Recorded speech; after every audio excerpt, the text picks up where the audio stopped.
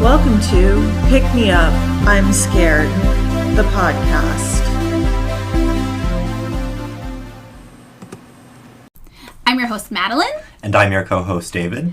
All right, David, this week we're on part 2 of our Ronald Reagan deep dive. This is a real damn marathon. It really is. It's our first 2-part episode. Yeah, and we're doing it all at once. We are doing it all So, at once. because Maddie's going to be on tour. I will be on the book tour.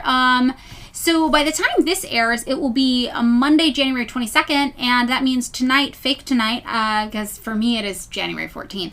But Monday, the 22nd, I will be here in LA for book tour at Barnes & Noble at the Grove at 7 p.m. Oh, getting in a fight with your mom at the Grove? Potentially getting into a fight with my mother at the Grove, yes. That sounds like a very classic Los Angeles evening for you. It really does, honestly. It sounds appropriate.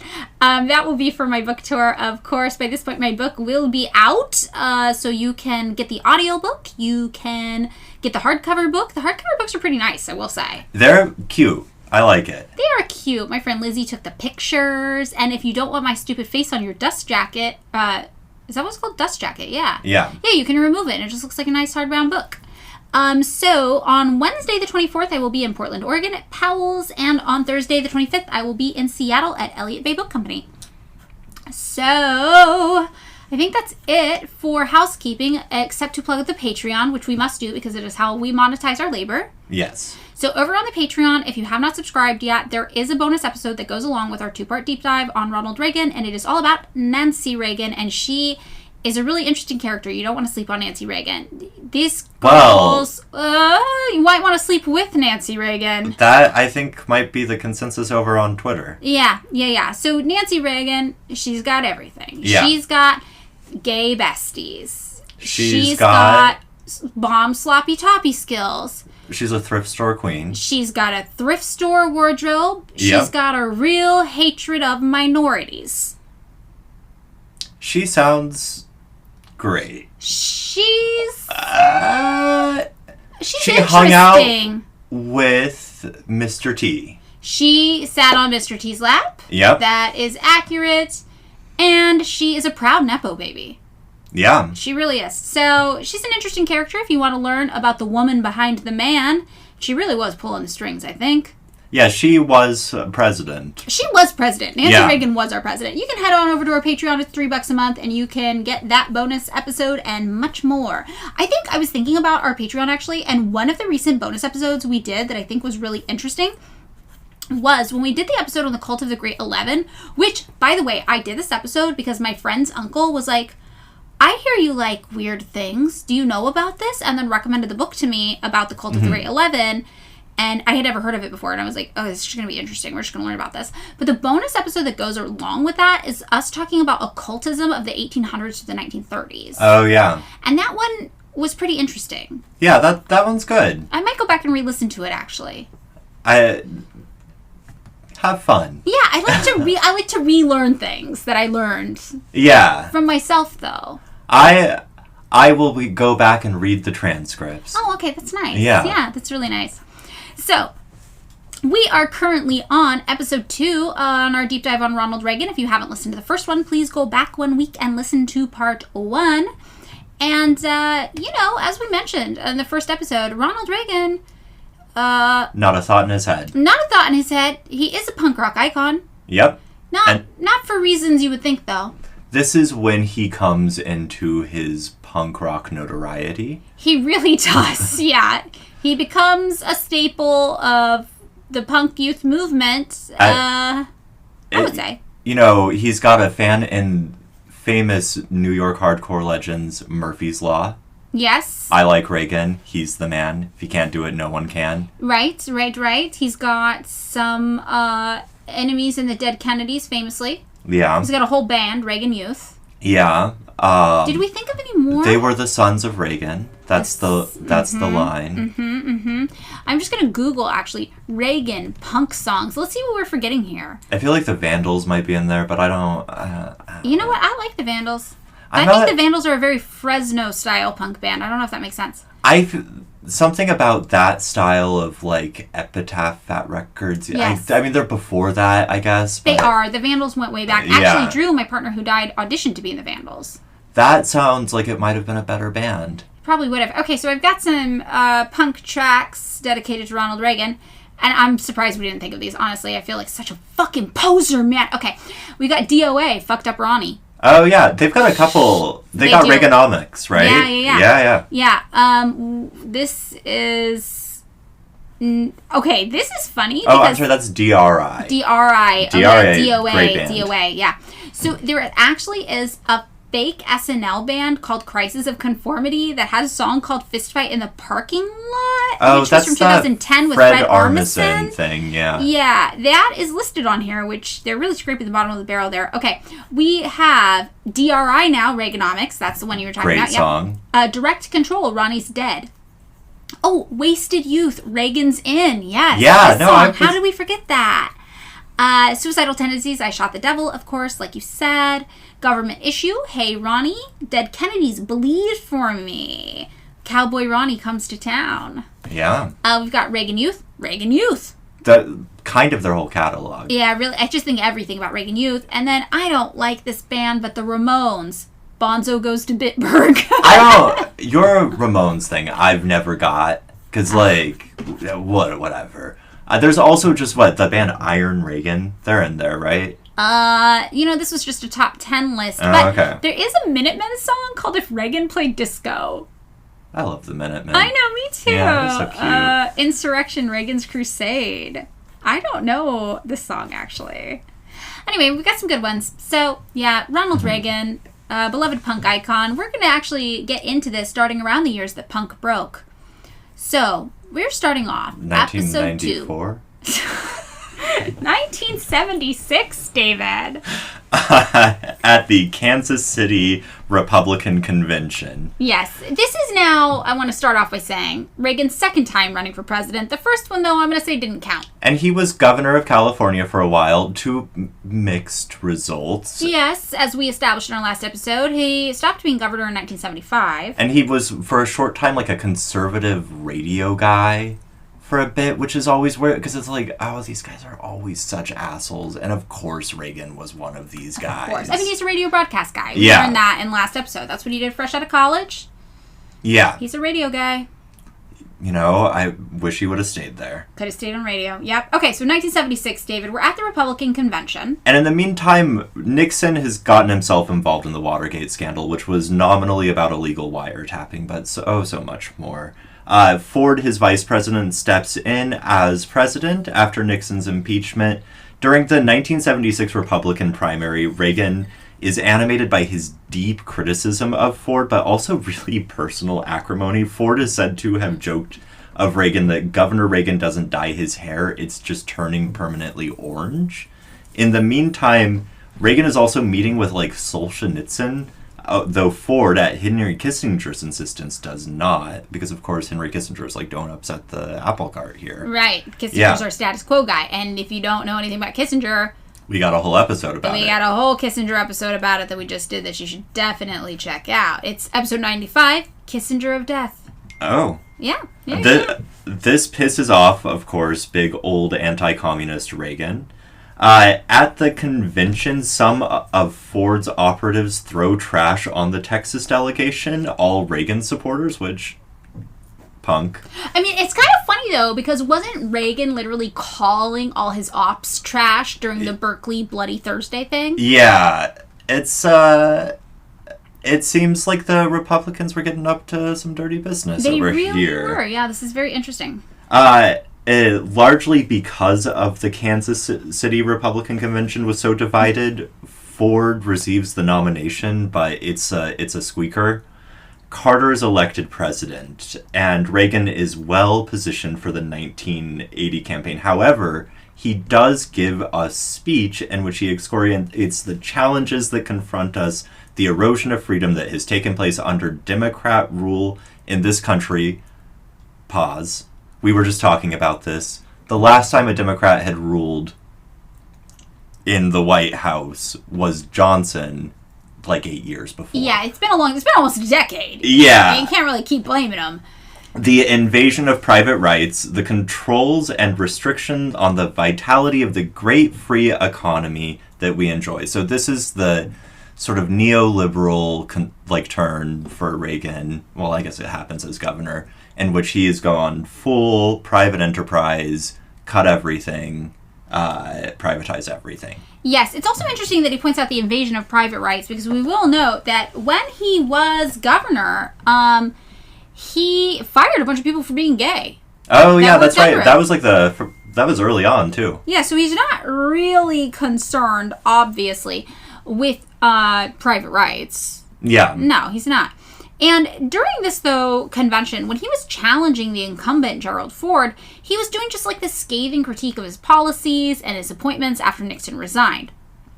Another thing, though, that we'll see that he kind of, I'm going to say he's workshopping here, that he brings forward with him, is the trope of the welfare queen. You grew up hearing about this, right? Yeah, this is, we mentioned I made reference to this. This is the woman who shows up in her Cadillac. But in this case, there is a specific woman. There is a specific woman. So, I never knew this, but the original welfare queen that Republicans like to talk about, it's based on one specific person. And it is a woman from Chicago, a 47-year-old at the time welfare recipient named Linda Taylor. So Reagan was on his campaign trail, and he told audiences, there's a woman in Chicago. She has 80 names, 30 addresses, 12 social security cards, and is collecting veterans' benefits on 4 non-existent dead husbands. And she's collecting social security on her cards. She's got Medicaid, getting food stamps, and she is collecting welfare under each of her names. Her tax-free cash income alone is over $150,000.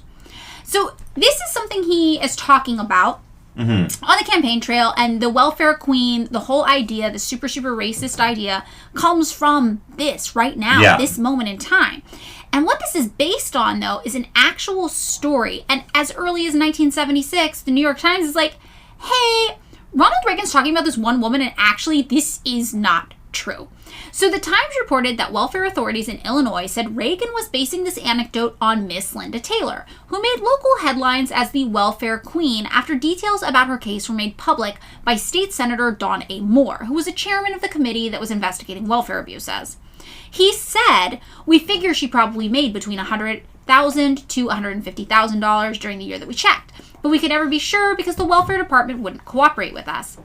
But the Assistant State Attorney James Piper said the story didn't even turn out to be that exciting in the end. Linda Taylor was charged with not using 80 aliases, but 4.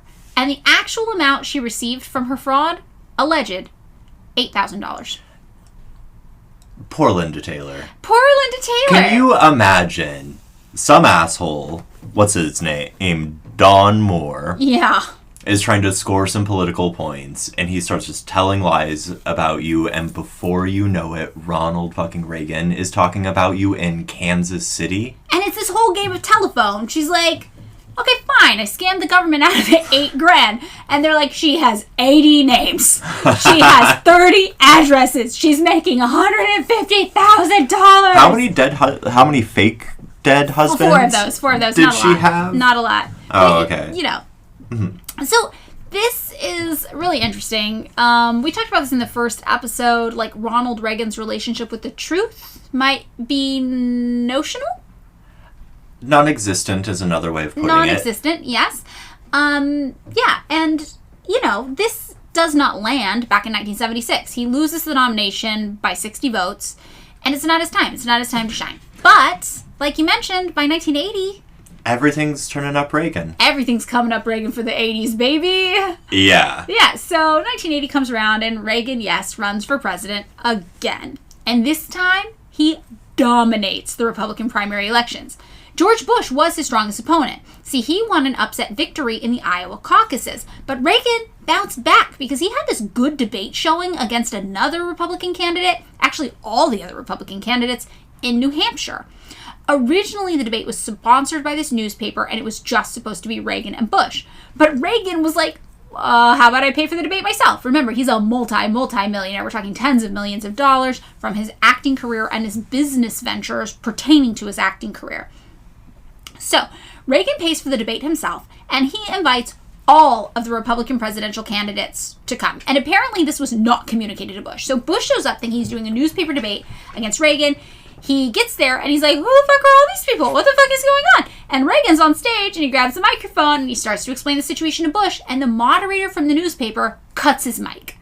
And Reagan replies by reciting a movie line from Spencer Tracy, which Spencer Tracy was the one who was supposed to have gotten Nancy Reagan her Oh, job, yeah. right? It's all coming full circle. And he says angrily, "I am paying for this microphone."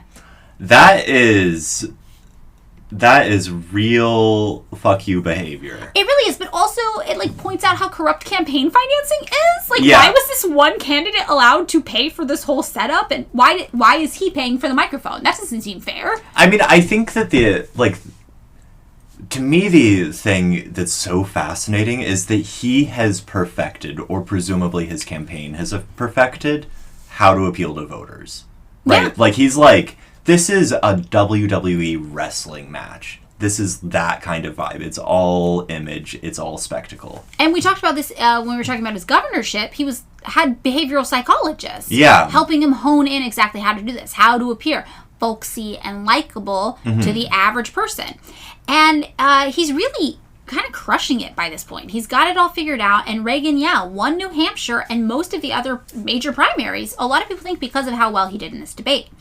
So he won the nomination on the first ballot with 1,939 votes compared to just 13 for Bush. And Bush saw the writing on the wall and dropped out before he even got to this point. He was like, I'm out. Bush knows it's his time eventually. Bush knows. Just like Reagan didn't make it in 1976, but 1980 was his year. Bush is like, okay, it's not my time yet. Fall back. Try again. So Reagan, though, did choose Bush as his running mate. And they took on the incumbent, Jimmy Carter. And the platform they came up on was steep tax cuts, which... I gotta say, by the way, voodoo economics, that term to describe Reaganomics, you know who said that? Who? George H.W. Bush. Wow. During the primary, because this was all untested silliness. Yes, and unfortunately he was right. It was voodoo economics and it did not work. Yeah. So they ran on this platform of steep tax cuts, which we saw actually when Reagan was governor of California. He tried to do, and he was like, oh shit, you can't do this. It doesn't work. I mean, it's so much, like, he said, oh shit, this doesn't work, but I think he still believes in it. Yeah, he must, obviously, but it's worth noting that when he was governor of California, he more than doubled, right, the taxes? Yeah, it was the largest tax increases in California or every state's history up to that point. Exactly. He's running on increased defense spending. That actually makes sense. That makes sense for him. He's running on balancing the budget, but this seems silly when coupled with the increased defense spending because the military is like the largest source of budget waste in the country, but okay. This is rhetoric. Yeah, but we also have to remember, one thing Reagan's figured out by now is that he hates communism. I think because his wife, Nancy, who's good with the bomb sloppy toppy, hates communism. Yeah. So he's like, whatever she says, yeah. Well, no, he hated communism even back in his New Deal Democrat phase. Wait, that's true, because the FBI told him that the communists were making fun of him and not inviting him to parties, and he got his feelings hurt and believed them. This man, the one thing that we can say about Ronald Reagan, he hates communism. He does hate communism. Okay.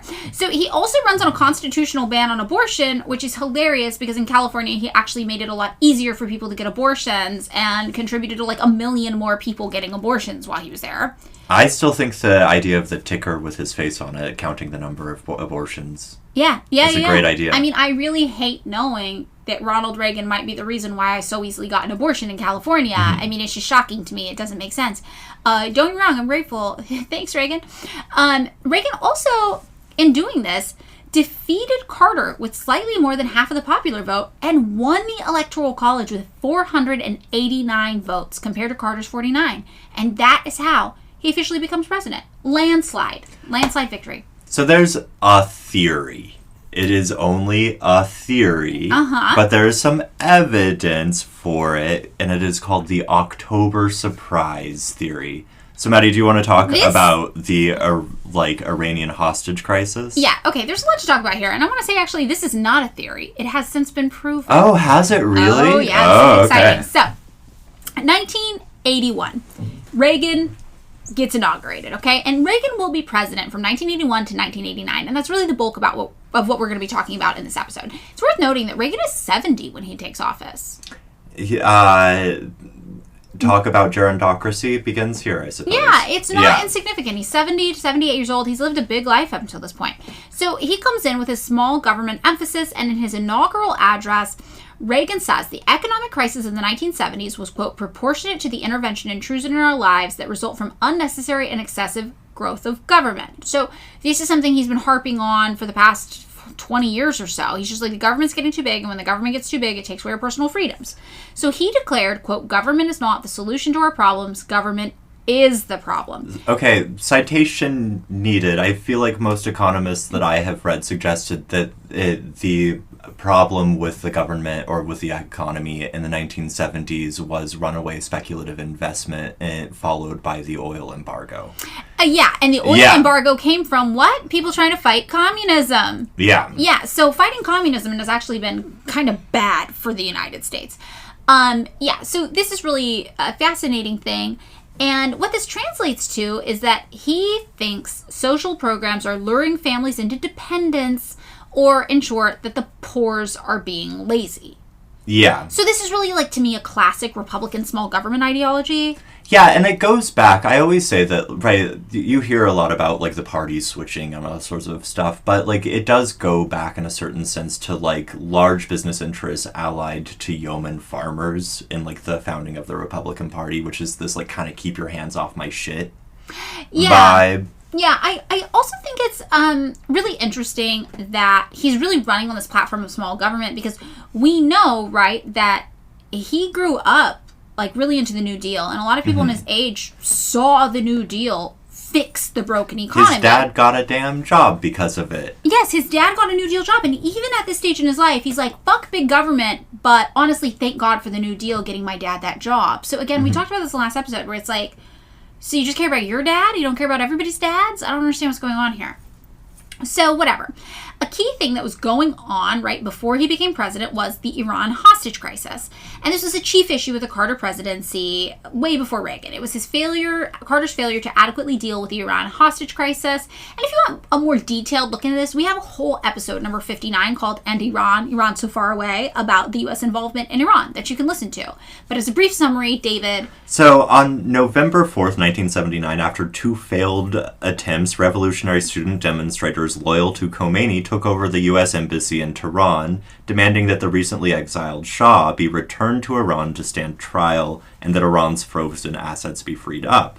For over a year, 55 U.S. diplomats were held hostage, first at the embassy, before being separated to prevent their rescue. In the U.S., this caused a surge of anti-Iranian sentiment as well as patriotism. Carter, meanwhile, was forced Charlie Brown and his football style to make a series of politically disastrous but ultimately ineffectual compromises in negotiation in order to unsuccessfully free the hostages. In the summer of 1980, during the presidential campaign, 2 Texas Republican operatives, Ben Barnes and John Connally, flew to Iran. Upon returning home, Connally met with William Casey, a former World War II spy and future head of the CIA under Reagan. The October surprise theory, I guess now proven. It has been proven, yeah. Basically states that the hostages held by the Iranian government should be released only after the election in order to harm Carter's chances of re-election. Here's some of the evidence in his 91 memoir, Please Forgive Me, I am going to mispronounce this. Abul Hassan Bani Sadr, former president of post-revolution Iran, wrote the following. In late October 1980, everyone was openly discussing the agreement with the Americans on the Reagan team. In the October 27th issue of Inqilab Islami, I published an editorial saying that Carter was no longer in control of U.S. foreign policy and had yielded real power to those who had negotiated with the mullahs on the hostage affair. Basically, the Reagan team. Right. Even members of the Bush administration, when discussing the possibility of meetings having occurred in Madrid with Iranian officials over the hostages, refused to say that members of Reagan's team hadn't been involved. Yeah, so Reagan immediately announces upon taking presidency, like, hey, by the way, that Iranian hostage crisis, I solved it.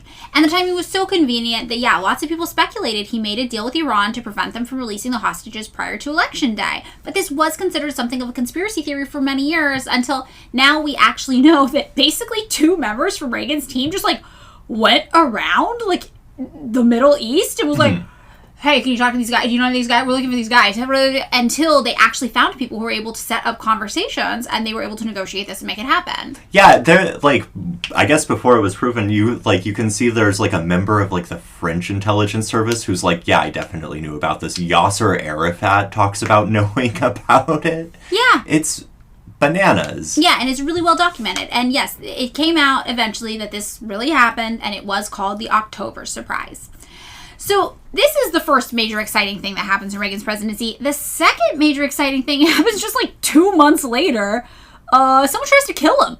John Hinckley Jr. Yeah. You know, he does, like, kind of new agey folk music on YouTube now. No. Yep. Interesting. He got out of jail a few years ago. Very fascinating. So, just a few months after Reagan takes office, John Hinckley Jr. fires 6 shots from a .22 caliber revolver at Reagan as he's leaving a Washington, D.C. hotel.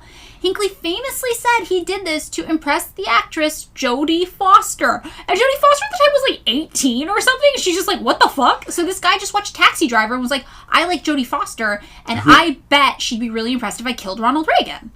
That is sound logic. Yes. And this inspired, obviously, the band name Jodie Foster's Army, JFA. With one of the greatest custom skateboard graphics of the 80s. I don't know about that. Oh, they had their own skateboard. It's really cool. Oh, okay, I didn't know about that. So, one of the bullets enters Reagan's chest, punctures a lung, and becomes lodged less than 1 inch from his heart. And another bullet kills Press Secretary James Brady. And, you know, you kind of feel bad for Brady, because Brady wasn't even Reagan's guy. He was, like, on a transition team. Like, I don't know much about the guy. I'm sure he wasn't awesome, but it was, like, one of those, like, I wasn't even supposed to be here today. Oh. You know? And then yeah. he gets killed.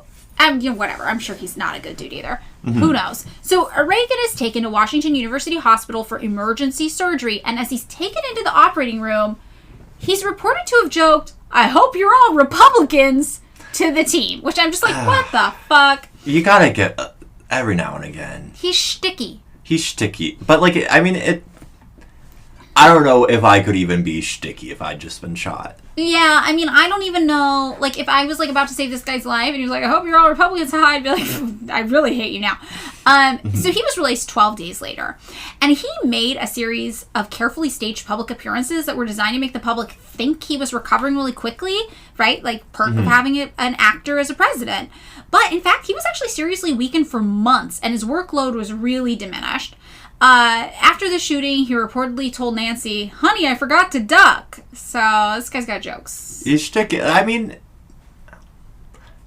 he does bad things, but he does them with panache. He definitely is a character. Yeah. An evil, evil character. I actually, now that there's something really corny, because it feels like a guy doing finger guns while burning down a building. Yes. Totally. This is his whole vibe, honestly. Yeah. This is the whole vibe of Ronald Reagan. So the next thing that happens that's significant in 1981, his first year of presidency, is the air traffic controller strike. This is major. So the union representing the people who are doing, like, America's air traffic control facilities, they called a strike, and an estimated 7,000 flights across the country got canceled. So this union was big. It represented around 13,000 people, and they demanded an annual wage increase, upgrades to outdated equipment, and a reduced work week. And Reagan demanded that the controllers return to work. And he said they are in violation of the law, and if they do not report to work within 48 hours, they have forfeited their jobs and will be terminated. And this is just so wild to think about. Like, the government can make you go to your job. And we've always seen this in labor disputes, that the government will step in and support the interests of big business. But this, I've never heard of, like, a president in modern times doing this as directly as Reagan did, but maybe I'm just wrong. There's a bunch of examples in, like, the 1870s. Yes. There are a bunch of examples during World War II and some during World War I. Famously, there's, like, the Taft-Hartley Act, which criminalized some forms of union behavior, such as wildcat strikes. I mean, now we had, it was Biden with the railway workers, too, right? Yep. Yeah, so this is, I don't know if it's the first time kind of in modern era that someone does this so directly. Maybe it has been happening for a really long time. But he is just so blatant about it. He doesn't even pretend to be political about it. He's like, I will fire you if you don't go to work. And I mean, this, like, the fact that he's a political operative, or like the president, is something, but this goes back to the Bullware thing from episode 1, that he told us what the deal is and then shoved it down our throats. Yes, exactly. So 2 days later, a few of them return back to work, and President Ronald Reagan fires the remaining 11,345 of them. And I just think it's so wild that you can be fired from your private business job by the president. I mean, it's kind of a private, it's like a hybrid sector, I guess. Yeah. But still, just absolutely wild. So, ironically, this same union had unwisely endorsed Reagan's 1980 presidential campaign. Of course they had. Yeah, so they're called PATCO, and in 1980, the PATCO union president actually received a letter from Reagan, and it said, "You can rest assured that if I am elected president, I will take whatever steps are necessary to provide our air traffic controllers with the most modern equipment available, and to adjust staff levels and workdays so that they are commensurate with achieving a maximum degree of public safety." So these guys probably felt pretty protected by Reagan when they went on strike, because they're like, he's got our back, he wrote us a letter, he told us. Though he specifically doesn't mention anything about sort of labor disputes. No. No, he absolutely does not. PATCO, though, is dominated by Vietnam War veterans, and they had all learned air traffic control in the military. And they were one of the few unions that endorsed Reagan in 1980. Still, though, after firing the striking air traffic controllers, Reagan went a step further, and he still barred them from ever working for the federal government. That also is sort of resonant with the strikes in the 1870s, for example, in which a lot of trained workers were basically barred from their jobs after participating in strikes. Yeah, this is exactly what happened here. So there were long-term effects, right? It sent a clear signal to corporate America that, hey, you guys can declare open season on organized labor, and you can do whatever the fuck you want to workers, and we'll just tell them to go back to work and shut up. And the aggressively anti-union tactics that were employed by the Reagan administration against PATCO came in this new era of strike breaking that we still have today. It was kind of like a big moment in not taking strikers seriously. And PATCO did not have a lot of public media support, which is also kind of different from what we had seen in the past. In the past, there wasn't always a ton of support for strikers, but I think there was more of this idea that it's like there's honor in striking and you don't strike break. Yeah, I mean, I do think that this has something to do with the sort of new era of collective bargaining that happened sort of post-World War II and post-Taft-Hartley, in which the idea was that there was going to be some sort of labor corporate consensus, and it was the bargaining table where everything was going to get done. And that broke up in the sort of post-70s era, and it went sort of back to almost 19th century style, like, we're just going to fuck them up and fire them. Yes, totally. Thing. So this actually ended up being, like, really significant, though. And The Intercept talked about this, and they explained, the significance of Reagan's actions is rarely discussed today in the mainstream, and for understandable reasons. It was the first huge offensive in a war that corporate America has been waging on this country's middle class ever since. As Warren Buffett, current estimated net worth $101 billion, has said, there's class warfare all right, but it's my class, the rich class, that's making war, and we're winning. The Intercept goes on to say the direct causal relationship between the firing of air traffic controllers and the crushing of labor is widely noted and celebrated on the right. In a 2003 speech at the Reagan Library in California, then chair of the Federal Reserve, Alan Greenspan, spoke glowingly of the flexibility of U.S. labor markets, by which he meant the freedom to fire. Greenspan said that perhaps the most important contribution to these flexible markets was the firing of the air traffic controllers in August 1981. Reagan's action gave weight to the legal right of private employers, previously not fully exercised, to use their own discretion to both hire and discharge workers. Donald Devine, the head of Reagan's Office of Personnel Management at the time, later wrote, American business leaders were given a lesson in managerial leadership by Reagan that they could not and did not ignore. Many private sector executives have told me that they were able to cut the fat from their organizations and adopt more competitive work practices because of what the government did those days. So this was really, really monumental and really cemented Reagan as that privatization, big business president. So...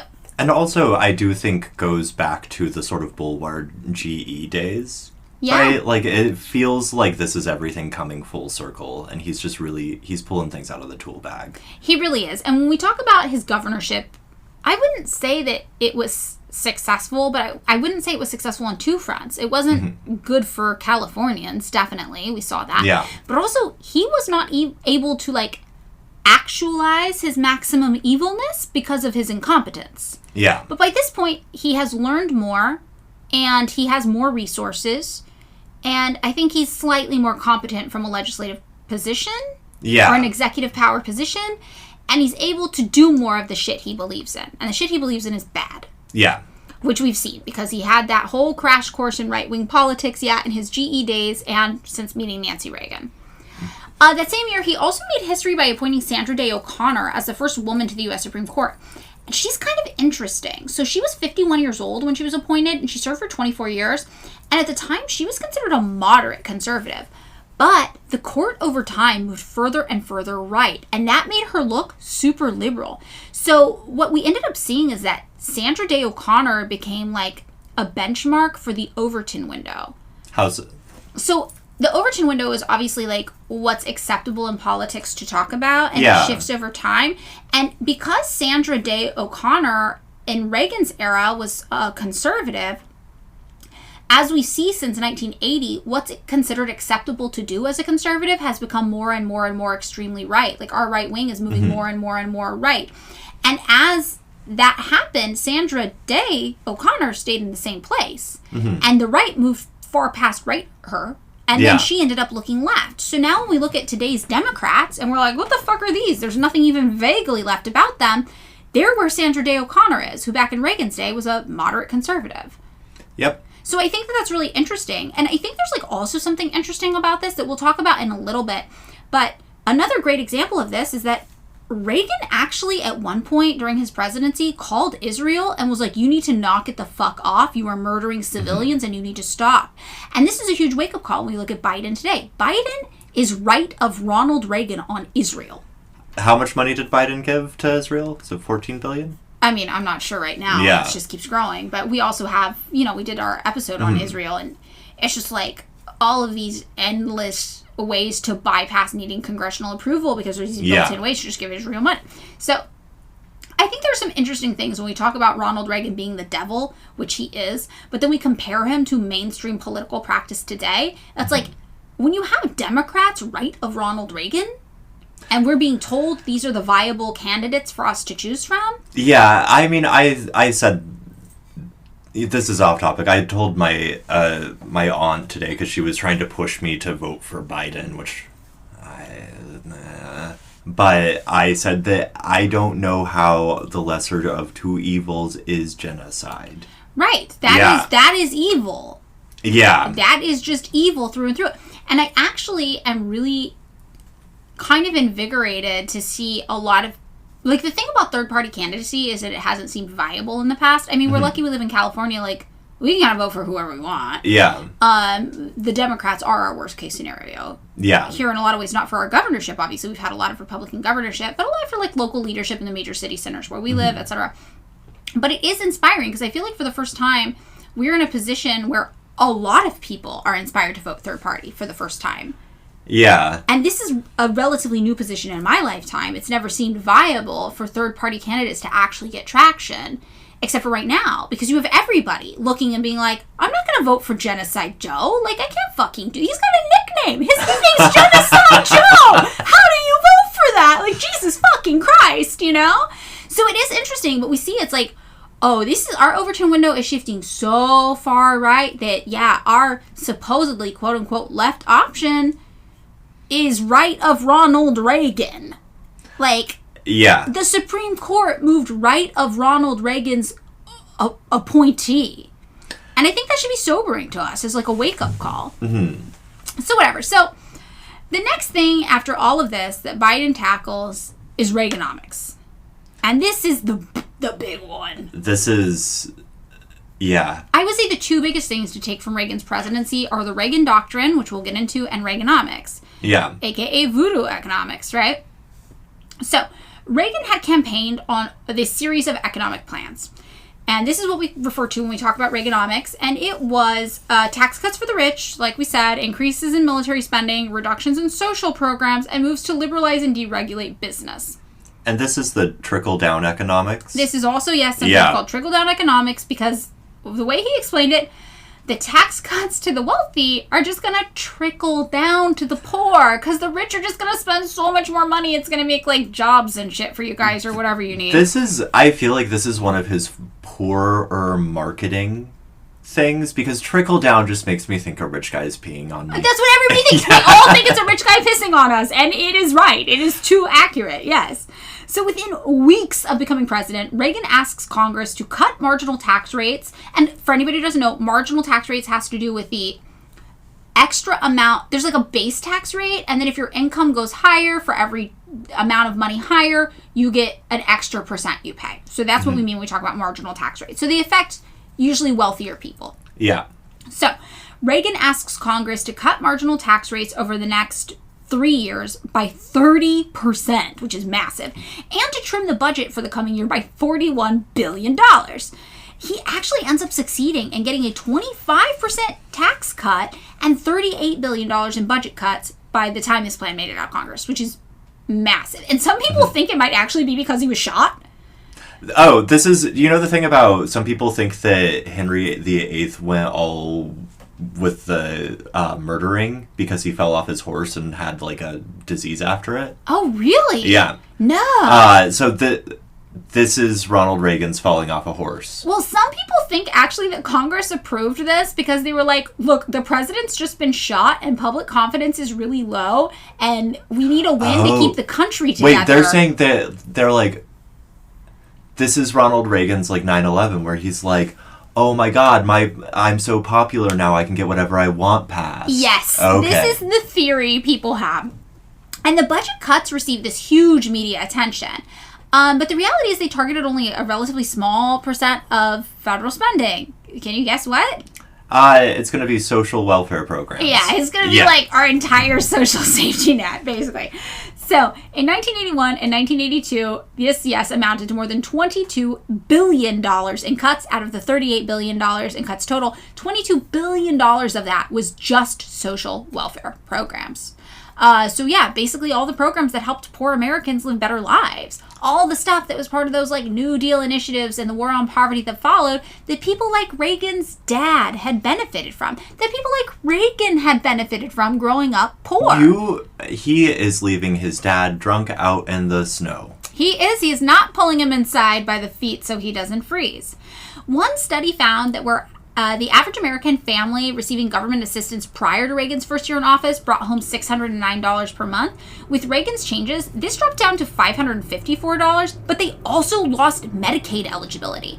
And as a result, the proportion of these 207 families that were included in the study who ended up below the poverty line rose from 70% to 79%. So we have quantifiable evidence this made poor people poorer. And for a lot of the families that were studied, the loss of Medicaid ended up being even more serious to them than the reduction of the monthly income, because losing Medicaid meant that we had this buildup of large amounts of medical debt. He did, though, leave Social Security and Medicare alone, because those were heavily used by older Americans who tend to be more conservative and the type of people who might vote for him.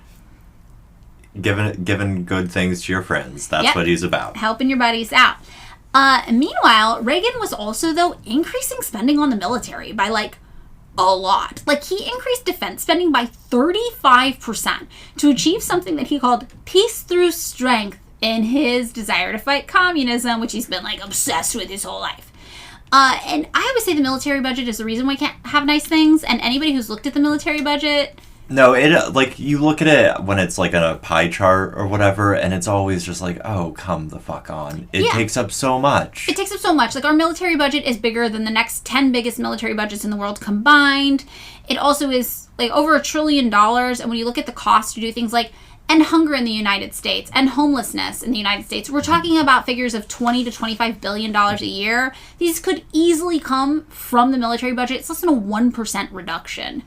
Okay, Maddie, but you haven't answered how members of private defense companies are going to survive if you cut that money. I know, it's so sad because they make $25 million a year, usually on average, and that 1% reduction in their budgets to fund, housing and food for the poor, they'd really feel it, I think. I think they would. Their shareholders would feel it too. Everybody would feel it. The most, okay, I'm going to admit this, the most, like, what's the word I'm looking for? Edgelord thing about me, I think, is that I think it would be funny if I had a Raytheon hat. I thought you were going to say, I think it would be funny if I had Raytheon stock. Oh, no, if I had a Raytheon hat. Although you could do the PETA approach, and we could all just buy Raytheon and Northrop Grumman stock, and then be like, absolutely fucking not, you're not doing anything. Remember how PETA brought all the SeaWorld stock? I mean, I don't think the left has enough money to do that. Yeah, that's probably true. You're probably right. Yeah, it's a fun thought, though. Poor. It's a fun thought. So... Start an online like a fundraising campaign online. For Raytheon? GoFundMe, we're buying Raytheon. So, yeah, if you want to hear more specifically about the military budget in the USA and what a nightmare it is, in part because of moves like this on Reagan's part, you can check out our episode number 6, actually. It's an early episode. It's one of my favorite episodes, and it is called Big Guns, starring Nicolas Cage, and it is all about the United States' obsession with our military budget. So critics obviously thought that this would all be a recipe for disaster, all these budget changes. But Reagan's team was heavily influenced by this theory called supply-side economics. Which nobody believes in now. No, everybody's like, this is 100% not a thing at all. This makes no sense. So the idea of supply-side economics, though, is that increases in goods and services will increase economic growth. So the emphasis should be on cutting taxes for wealthy investors and businesses to incentivize them to save and invest money into things, which would create economic benefits that would then trickle down to the overall economy. And Reagan himself said this would create like a rising tide that lifts all boats. His folksiness is, I think, the thing that pisses me off the most. Oh, it's so evil. He's yeah. Like, We're going to cut everything that helps us so that you guys can live, and you're all going to be really miserable, and you're going to starve to death, and you might die, and you won't have medical care. But a rising tide lifts all boats. He's doing finger guns again. He is. He's doing finger guns at you. And the thing about supply-side economics is that it totally opposes Keynesian theory. And, like, Keynesian economic theory is what came out literally after the Great Depression. So Keynes also hated communism. But he was like, look, capitalism, we have to admit, has intrinsic flaws. An unregulated market, if left on its own, there's no invisible hand that's going to guide it. We're going to end up with the Great Depression and everything's going to fall apart. So Keynesian was like, to save the United States from socialism, we need to do a little bit of socialism. So he came up with this idea that there should be ways that the government can regulate the market, things that we take for granted now as being very, very normal, like controlling interest rates, for example. Yeah. And when Keynes came up with this was all considered heterodox economic theory, which means it was like fringe economic theory. But sure enough, after the Great Depression, we adopted Keynesian economics, and we also invested a ton of money into social spending, like the New Deal, which, again, Reagan grew up with his family being on the benefiting end of, and this is what pulled us out of the Great Depression. So supply-side economics directly opposed Keynesian theory. Like, Keynes knew demand could falter, and that if the consumer demand falters, the economy will go into recession, no matter how many goods and services are offered. Basically, supply-side economics said, if you build 100 TVs, people will buy 100 TVs, and everything will get better. And Keynes was like, if you build 100 TVs... and no one can buy 100 TVs. Then nobody fucking cares, and you just made 100 TVs for no reason, and everything falls apart. You made trash. You made trash. So this would be demand-driven economic theory versus supply-driven economic theory. And that's why that Keynesian school of thought is so different than supply-side economic theory.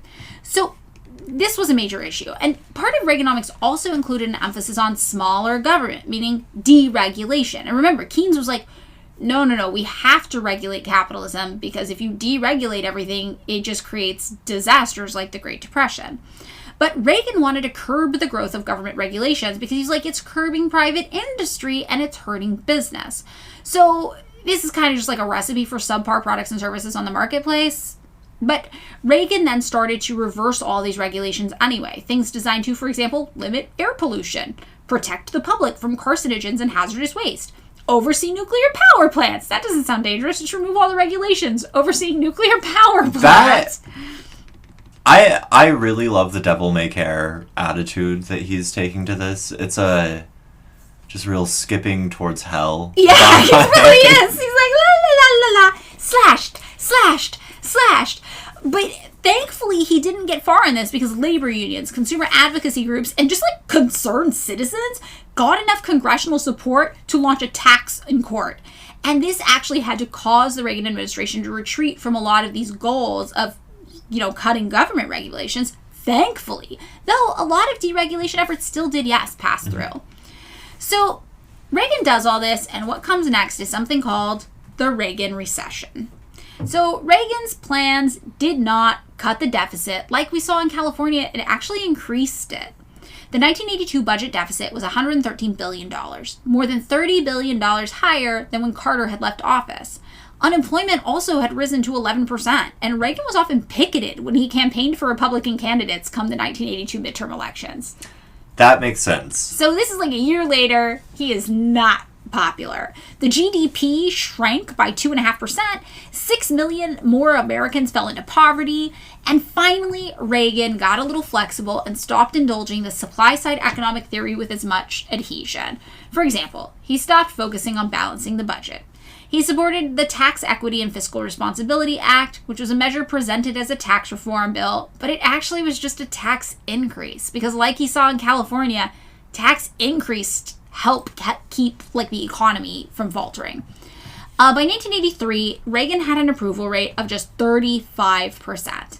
But some of those things that he did after he decided to stop just giving in to the supply side purists, they actually started to have a slightly better effect on the economy. It turns out, who knows, why would raising taxes lead to the government having more money, for example? Or, things like this. They just were common sense measures. And again, he knew from California, from his experience there. So the tides changed, and we called this the boom years that happened, honestly, from this point on. The economy began to pick back up again. Yeah, probably due to Reagan quietly backing away from his voodoo economic policies.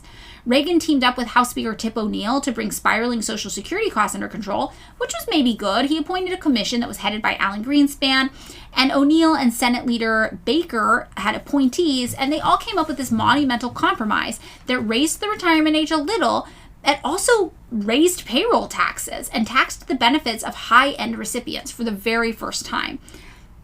And Reagan signed this bill into law in the White House, and it ended up having a really positive effect for a lot of reasons. First of all, it increased the amount of time that Social Security would be around in existence. And this actually really kind of helped people. Another thing that happened that was interesting is when Reagan signed the bill into law in the White House Rose Garden on April 20th, 1983, the ceremony was attended by Tip O'Neill, and he actually said this is a happy day for America. This was something that, people were oh, this is actually an objectively good thing. He saved Social Security. So this is Reagan doing the governor thing again, where he's I'm going to break everything, let me get my duct tape. Yes, and then he's oh, I fucked up, we gotta put some things back. By rejecting strict supply-side economics, Reagan was able to get the gross national product, the GDP, he got it increased by 3.6%, and he got unemployment reduced by 2.1%. And that's, I mean, I know you're about to talk about the continued cuts in social spending. And so it does feel like he sort of fixed the economy, but never fixed the poor people. He made a compromise largely, I think, with himself. What he realized is that certain things about his Reaganomic theory would not work. But he desperately wanted it to work. So the thing he did is he decided to throw all the poor people under the bus in order to get the figures that he so desperately wanted. Yeah, and that's the sort of... It does feel like if you are a sort of Sunbelt conservative, if you're suburban middle class, if you've gotten in there, you don't actually have to worry about that stuff. It's totally true. And he's targeting his base. So in 1984, Reagan again supports another tax increase, but it's not marketed as a tax increase. It's packaged as tax reform. So surprise, surprise, he increases taxes, and the economy picks up even more. The GDP increased by 6.8% in 1984. But Reagan's cuts on social spending were never addressed, and these things were never turned around. They were never fixed with duct tape, and this had dire consequences. This meant that the economy was only good for certain kinds of people. So while annual income for American families grew by 3.5% during Reagan's first term, Middle-class families only saw 1% of that gain. Yeah. Or only saw a 1% gain, rather. Rich Americans saw their incomes instead rise by 9%. We also saw the emergence of yuppies during this time. These were the young urban professionals with enough money now to fund designer clothes, gourmet food, and luxury cars. But poor Americans, their income actually declined under Reagan during the first term by 8%. And so this is, I mean, I always think about what people talk about or mean when they talk about the economy, right? Because in a certain sense, like GDP was increased, all of that great stuff, but it was increased at the expense of the poorest like the people most in need of it. So if you're an economist, you can look at Reagan's policies and be like, well, it's kind of pragmatic in the end, right? He increased taxing after he realized that trickle-down economics was going to fail. Right. Not just fail poor people, because he never really cared about it trickling down to poor people, but fail the whole country. Fail the whole country. But if you're poor, it's like you just got dispossessed of some more of your, what had been like a social right of yours, like access to all of these social services. And your income goes down nearly a tenth in just a few years. And it hit especially hard where black families, households headed by women, and just like children in general, like the child poverty rate increased to levels that were exceeding the previous highs that we saw in the 1960s. And meanwhile, the federal government's deficit and national debt both grew, so there was no reason to cut these social programs. He wasn't actually fixated on balancing the budget, which a lot of economists think might not be a good idea to even tackle anyway. Like some people say when Bill Clinton balanced the budget, it actually had all these really bad long-term effects. But Reagan wasn't even pretending to care about a balanced budget anymore. So why was he so adamant on cutting spending for social programs for the poor? I mean, I think this, right, to me at least, it's always seemed like this is easiest to explain in terms of like naked political economic self-interest of the ruling class. They did a reverse Robin Hood. They did. They really, really did. And as this was happening, the federal government's deficit and national debt both grew. Reagan never even tried to send Congress a balanced budget. Like, even if they had approved Reagan's budget exactly as it came from the budget office, it never even would have been balanced. But this is what we talk about when we say poverty is a policy choice. Yeah. These are decisions people in power are making to make people more or less poor. And we know that whenever anybody in a country has made it a policy decision to try to reverse poverty or fix poverty, they are able to address this issue. So when we look at people being poor, we really need to remember it is a conscious policy choice.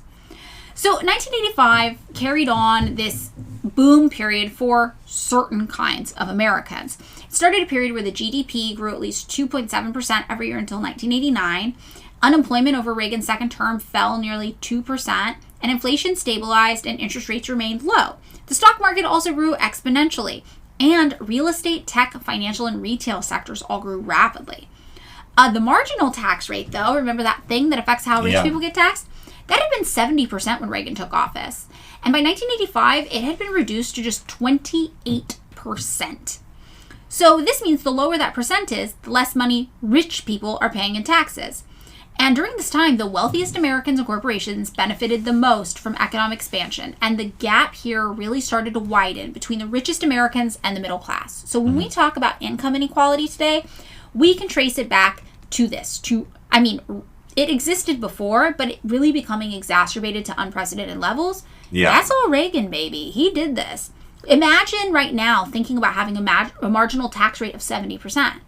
We could buy so many Raytheon things. I could buy so many Raytheon hats. Yeah. We could each have a free Raytheon hat, which is very disturbing to think about. But again, that's the most edgelord thing about me. I'm just like, this would be a dark... Wait, that's the most edgelord thing about you? I think, yes. The Raytheon hat, I'm thinking it could be funny in certain contexts. But like dark comedy, when it's like, ha ha ha, my tax dollars fund genocide and there's nothing I can do about it and I hate it here. Oh, are you...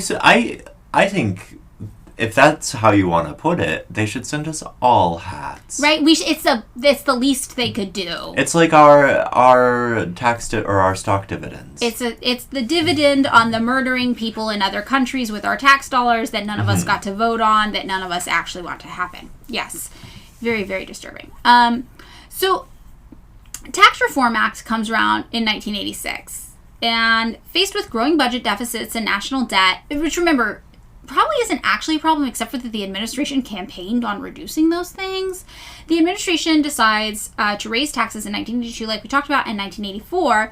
And in 1984, the Treasury Department began pulling together a proposal that would lower corporate and individual tax rates, but broaden the federal government's tax base and enlarge its revenues despite rate reductions, just by closing loopholes that had allowed individual corporations to avoid taxes by using, like, offshore tax shelters. Yeah. So this is interesting because, again, Reagan is supposed to be the pro-business guy. But here he comes and he's like, we're closing up the tax loopholes and we're making corporations pay more in taxes.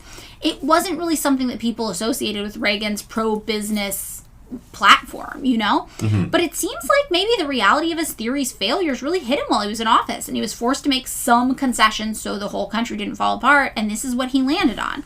Of course, again, he didn't care if things fell apart for poor people. Things were getting catastrophic for poor people. It just could not fall apart for the middle class, since they were the consumers and also his supporters. And a lot of Reagan's political allies were really adversely affected by this Tax Reform Act of 1986, and they were complaining in a major way. But still, it passed. It did, though, have to contain something to appease the wealthy, and the highest tax cuts were, again, in the top bracket of income earners. And in the end, even though this was frustrating and closed up some loopholes for corporations, the rich ended up paying even less in taxes after this Tax Reform Act. Doozy. So basically what we see here is Reagan comes in economically, slashes the social safety net that we have, totally destroys it, never recovers, right? Tax rates for the rich slashed less than in half. Yeah. Just cut nearly in half. Poor people losing 10%, basically, roughly, of their income every single year as a result of this, not to mention all the social services they had been relying on to survive. The middle class were like, hey, I'm 1% richer this year. That's cool, right? A little bit of crumbs for the middle class. And the rich are just like, gains on gains on gains on gains on gains. They are running up the scoreboard. This is a rout. Exactly. So, another thing that Reagan runs into issues with are environmental issues, civil rights issues, and weirdly, like, nuclear warfare, but in a really interesting way. So Reagan's administration during this time starts running into trouble with environmentalists. Secretary of the Interior James Watt famously said, "We will mine more, drill more, cut more timber." And he proposed to reduce federal funding for urban parks. This is the stuff we were talking about where your dad worked for the Parks Department. Yep. And he lost his job under Reagan. And we'll bring it up every time you talk to him. Yeah. Also, they were talking about leasing federal lands off the California coast to use for oil and gas exploration. And remember, when Reagan had been governor of California, he weirdly, accidentally maybe did a lot of really good things environmentally for California. It seems like he only did that because, like, some guy happened to be around who did it for him. And this is what we talk about when we say that he doesn't really have a strong ideology. He seems to just parrot the last thing somebody he trusts put in his ear. And now it's a bunch of, like, neocon, like, we're going to, like, deregulate everything. We are going to privatize everything, assholes. Right. We've got a lot of big players who see he's in a position of power, and we got people chirping in his ear saying this is what we're going to do. And his management style as governor, which a lot of experts say he carried into being president, was honestly to kind of let people just head their own departments and do their own things there. So he focused on the big things, which to him was like Reaganomics, the Reagan doctrine. But these little things, he's just like, yeah, you deal with it. So in California, the guy you dealt with it, actually was like really concerned about the environment. But here at the federal level, the guy who was like, yeah, you deal with it, he's like, we're going to fucking burn this shit down. We're going to turn this whole thing into an oil mining thing. That seems appropriate to... Yes. Yeah. So they also were like, we're just going to sell some federal land and privatize it to help pay down some debt. We're going to give states the right to regulate environmentally hazardous strip mining themselves. James Watt said that he would later be forced to resign because his coal leasing policies, he had some, like, this is like, I can't even believe I have to repeat this. He was talking about his coal leasing policies, and he said something that managed to offend everyone. He was doing offensive bingo. He was really doing offensive bingo, and I'm going to say this. He said this, and he had to resign because it literally offended so many people. Everybody was like, how did you offend everybody? And he's like, yeah, my co-leasing policies are going to have every kind of mixture. I have a black, I have a woman, 2 Jews, and a cripple. Which you're just like, what the fuck? Like, what are we even talking about right now?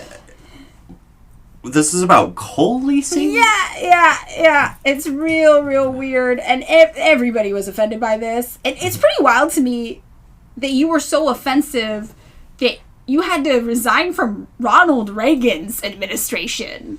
I mean, this is famously a guy who tried to punch an anti-Semite 50 years ago. Yeah, but then also he just became really racist because his hot wife who was good at giving head was like, I love racism. And he was like, okay, fine, me too. Yeah. So, I feel like, again, not a lot of ideological, like, fortitude in this guy. So this was just, like, an interesting aside about this bad man who killed the environment. Also, civil rights issues. Martin Luther King Jr. Day. In 1982, Reagan came under fire for having a really bad, weird take, shocking, on making Martin Luther King Jr. Day a national holiday. He said that wanting it to be a holiday was, quote, based on an image, not reality. And this makes sense when you consider Reagan hated communists, and he believed that Martin Luther King Jr. was a communist, or at least had communist sympathies. But it also makes sense because Reagan is based on an image, not reality. Exactly. And also, Reagan does not care about black people. Yeah. Literally at all. Meanwhile, in South Africa, apartheid is alive and well, and if you want evidence that Reagan doesn't care about black people, remember, the white minority there, which was just 10% of the population, was controlling everything in the country, even denying the black majority the right to vote, and U.S. Congress passed this Anti-Apartheid Act of 1986 to try to apply pressure on South Africa to end apartheid there, and Reagan opposed it and vetoed the bill.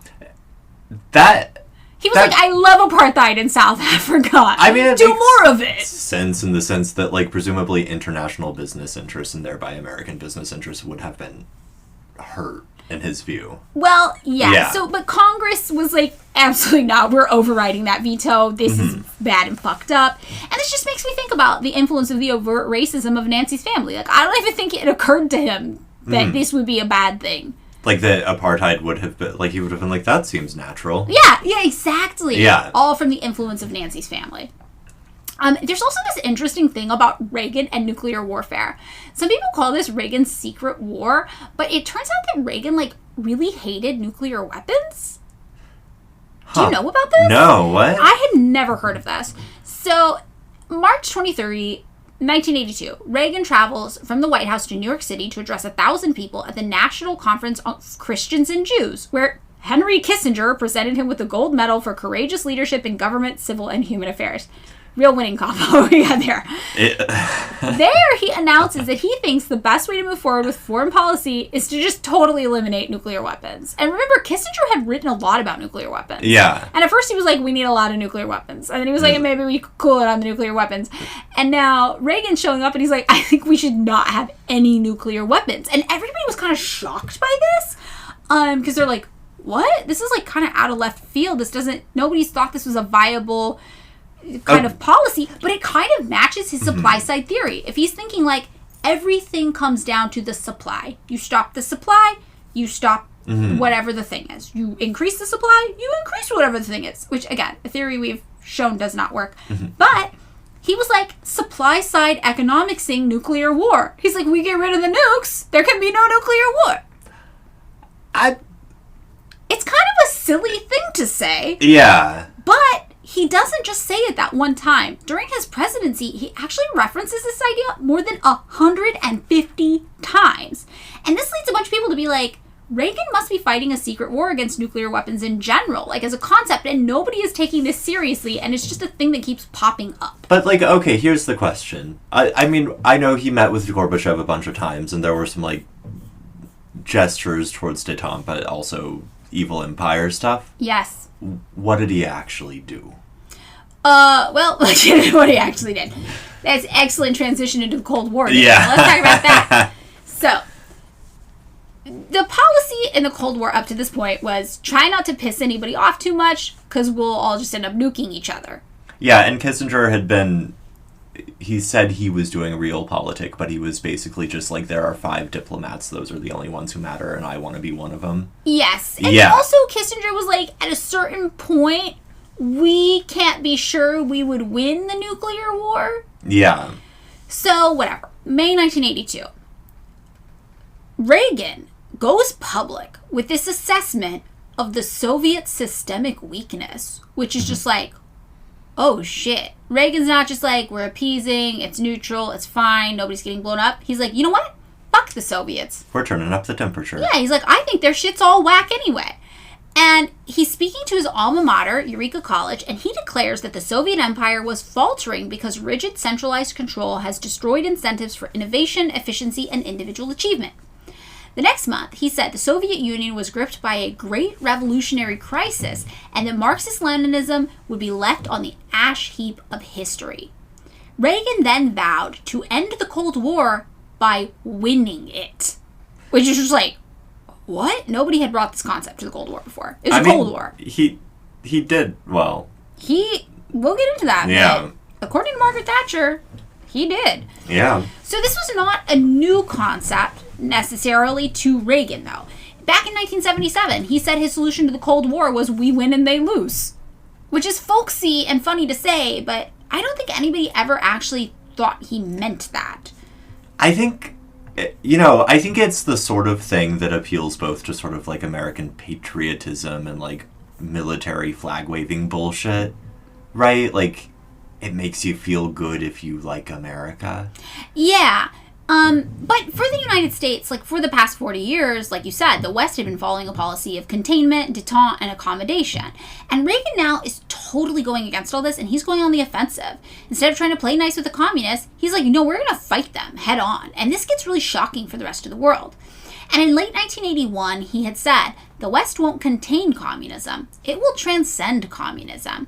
And the result was this series of top-secret national security decision directives, committing the USA to neutralizing Soviet control over Eastern Europe and authorizing covert action and other means to support anti-Soviet groups in the region. There was also renewed START negotiations, which were the strategic arms reduction talks with the USSR. There was a new policy of attacking a strategic triad of critical resources, which would be financial credits, high technology, and natural gas, which were all essential to Soviet economic survival. An author and economist, Roger Robertson, said the directive was tantamount to a secret declaration of economic war on the Soviet Union. And the USA under Reagan was determined that they weren't going to coexist with the Soviet system. They were going to change it fundamentally. And this language, drafted by Harvard historian Richard Pipes, said America intended to roll back Soviet influence at every opportunity around the globe. Meanwhile, tensions are obviously rising between the United States and the USSR for the first time in years. In March 1983, Reagan called the USSR an evil empire and unveiled a plan for a strategic defense initiative called SDI, which was sometimes mocked as being called Star Wars. This is the missiles from space. This is missiles from space. He literally was envisioning a shield in outer space to protect the United States from incoming missiles. And the USSR was like, we're not going to shoot missiles from space at you. Oh, shit. Do you guys know how to shoot missiles from space? And then they got really freaked out. So it was, like, so ridiculous. And at first everyone was like, what the fuck? Wait, why would you say something so ridiculous unless you could do it? So this is kind of like a psyop thing. In late 1983, a series of incidents also brought USA and Soviet relations to a near breaking point. First of all, on September 1st, a Korean Airlines passenger airplane strayed off course and flew into Soviet airspace, and the Soviets shot down the jet, killing 269 people. And Reagan was like, that is a crime against humanity. Second, tensions are high in November 1983. An American military exercise meant to simulate procedures for a nuclear exchange, which was codenamed Able Archer, prompted the Soviets to put their military on high alert in expectation of a surprise nuclear attack. And historians disagree on whether or not nuclear war was actually imminent, but it was pretty sketchy, and everyone's like, well, a miscalculation definitely would have led to nuclear war. Third, in Europe, the West German Bundestag vote to accept deployment of the U.S. Pershing II and cruise intermediate-range missiles to counter the deployment of the Soviet SS-20s happened. And the Soviets were just like, this is too fucked, and they just walked out of arms talks in Geneva. Yeah. So following these directives, the administration then pursued this multifaceted foreign policy offensive that included covert support for solidarity movements around the world, including in Poland, a global campaign to reduce Soviet access to Western high technology, and a drive to hurt the Soviet economy by driving down the price of oil and limiting natural gas exports to the West also went into effect. Remember, those were the three things the Soviet Union needed to survive.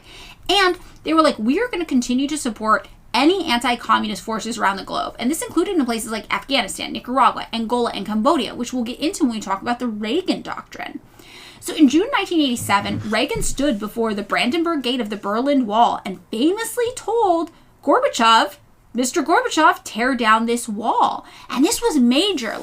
We grew up knowing about this, and we're yeah, okay, whatever. We were always fighting with the Soviets. But based on the period of detente and containment, this was actually really, really shocking. No Western leader had in recent history dared to issue such a direct challenge to the Soviet Union. And in the spring of 1988, President Reagan traveled to Moscow and beneath this huge white bust of Lenin at Moscow State University, delivered this really eloquent speech on the blessings of democracy, individual freedom, and free enterprise. And he quoted the Russian poet Pushkin, and he said, "It's time, my friend, it's time." And he was really saying it's time for capitalism to infiltrate Russia. It's one of Pushkin's more eloquent lines. I think it's one of the ones he's known for. It's time.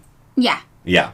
So in 1989, the Berlin Wall comes down, and Mikhail Gorbachev, the last leader of the USSR, is all right, maybe it's fucked. And this leads Margaret Thatcher to claim Ronald Reagan has ended the Cold War without firing a shot. Wild. But the thing is, it's not that we didn't fire a shot. We hired a bunch of people around the world to fire our shots for us. And that is what the Reagan Doctrine really is all about. It's the kind of decentralization or privatization of the Cold War. Yes, exactly. Yeah. We outsourced the war, which is really interesting. So what the Reagan Doctrine was a series of foreign policy initiatives wrapped up in one nice little bow to explain this ideology of Reagan just outsourcing the war, basically. So in his 1985 State of the Union address, Reagan reportedly kind of buried what we now call the Reagan Doctrine, just in between conversations about the budget and school prayer. He's yeah, this is what's going on. We got this budget stuff, blah, blah, blah. By the way, we're just going to support every anti-communist revolution around the world with a lot of guns and money and weapons and let them do whatever they want. And also we should bring prayer back in schools. Wait, so you're telling me that impactful foreign policy decisions are being expounded upon through boring economic talk and weird culture wars pablum? I know, is that shocking. What you're telling me? So shocking, I've right? never heard of that. Yeah. So what was the Reagan Doctrine? It was basically just overt and unashamed American support for anti-communist revolutions without going so far as to invade the USSR ourselves or invade communist countries ourselves and end up with another Vietnam situation. So this meant an increased military budget and supporting anti-communist revolutionary work in places again, Afghanistan, Ethiopia, Cambodia, Angola, Nicaragua, all while minimizing the use of U.S. troops and ideally not using any at all. And this is really what we think about when we start to think about the CIA covert actions that happened all throughout this era, where we murdered communists and socialists around the globe. And they would select these small groups, even if they were just gangs, of people fighting against the, socialist leadership in these countries for whatever reasons. And sometimes it was literally just that a gang wanted to sell drugs there. And then we'd be hey, they're actually freedom fighters. Let's give them millions and millions of dollars to fight the socialist government on our behalf. Sell drugs there. Or here. In Los Angeles. Anywhere. So anyone, regardless of their motives, that had the same enemies as the United States, suddenly just became a freedom fighter. And in one speech, Reagan was support for freedom fighters is self-defense. So, you could literally name anybody a freedom fighter, and the government would just throw millions of dollars at them to try to kill a politician you didn't like. Hold on, Maddie. I'm a freedom fighter. I'm a freedom fighter. Give me money. Yeah, please. Money. Outside of this Afghanistan situation, though, Congress was not excited about this doctrine. And this is why financing arms, training, directives, all of this had to consistently go through the CIA.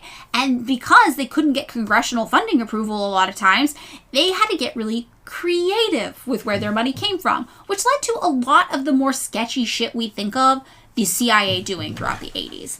This is really, in my mind, all just peak American imperialist overreach, right? We are trying to tell other people in other countries how they are allowed to govern themselves, and if we don't like what they're doing, we're going to send the CIA there with a bunch of guns and money to convince some kid to try to shoot their leader.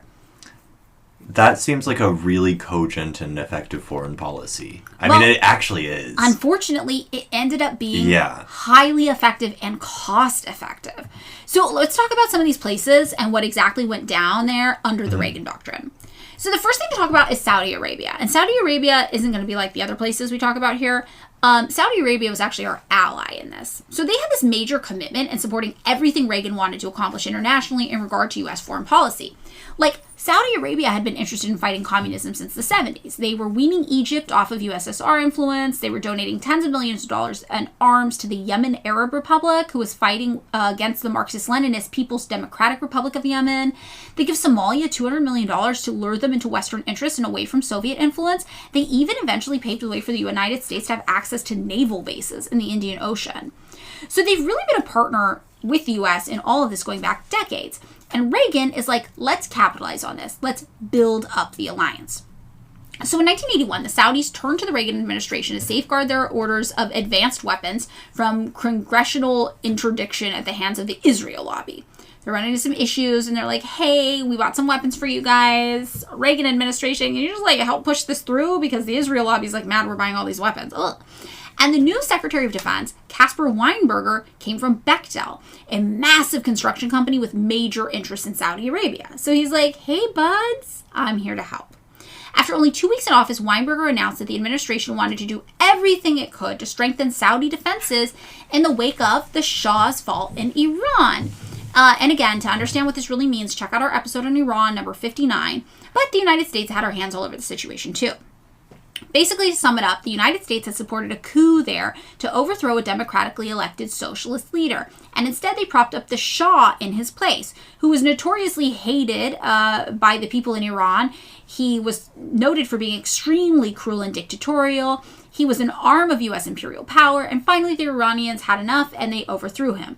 So when this happened, the United States was like, oh no, Western interests are seriously deteriorating in the region. We've got to give Saudi Arabia a fuck ton of weapons to try to protect our interests there.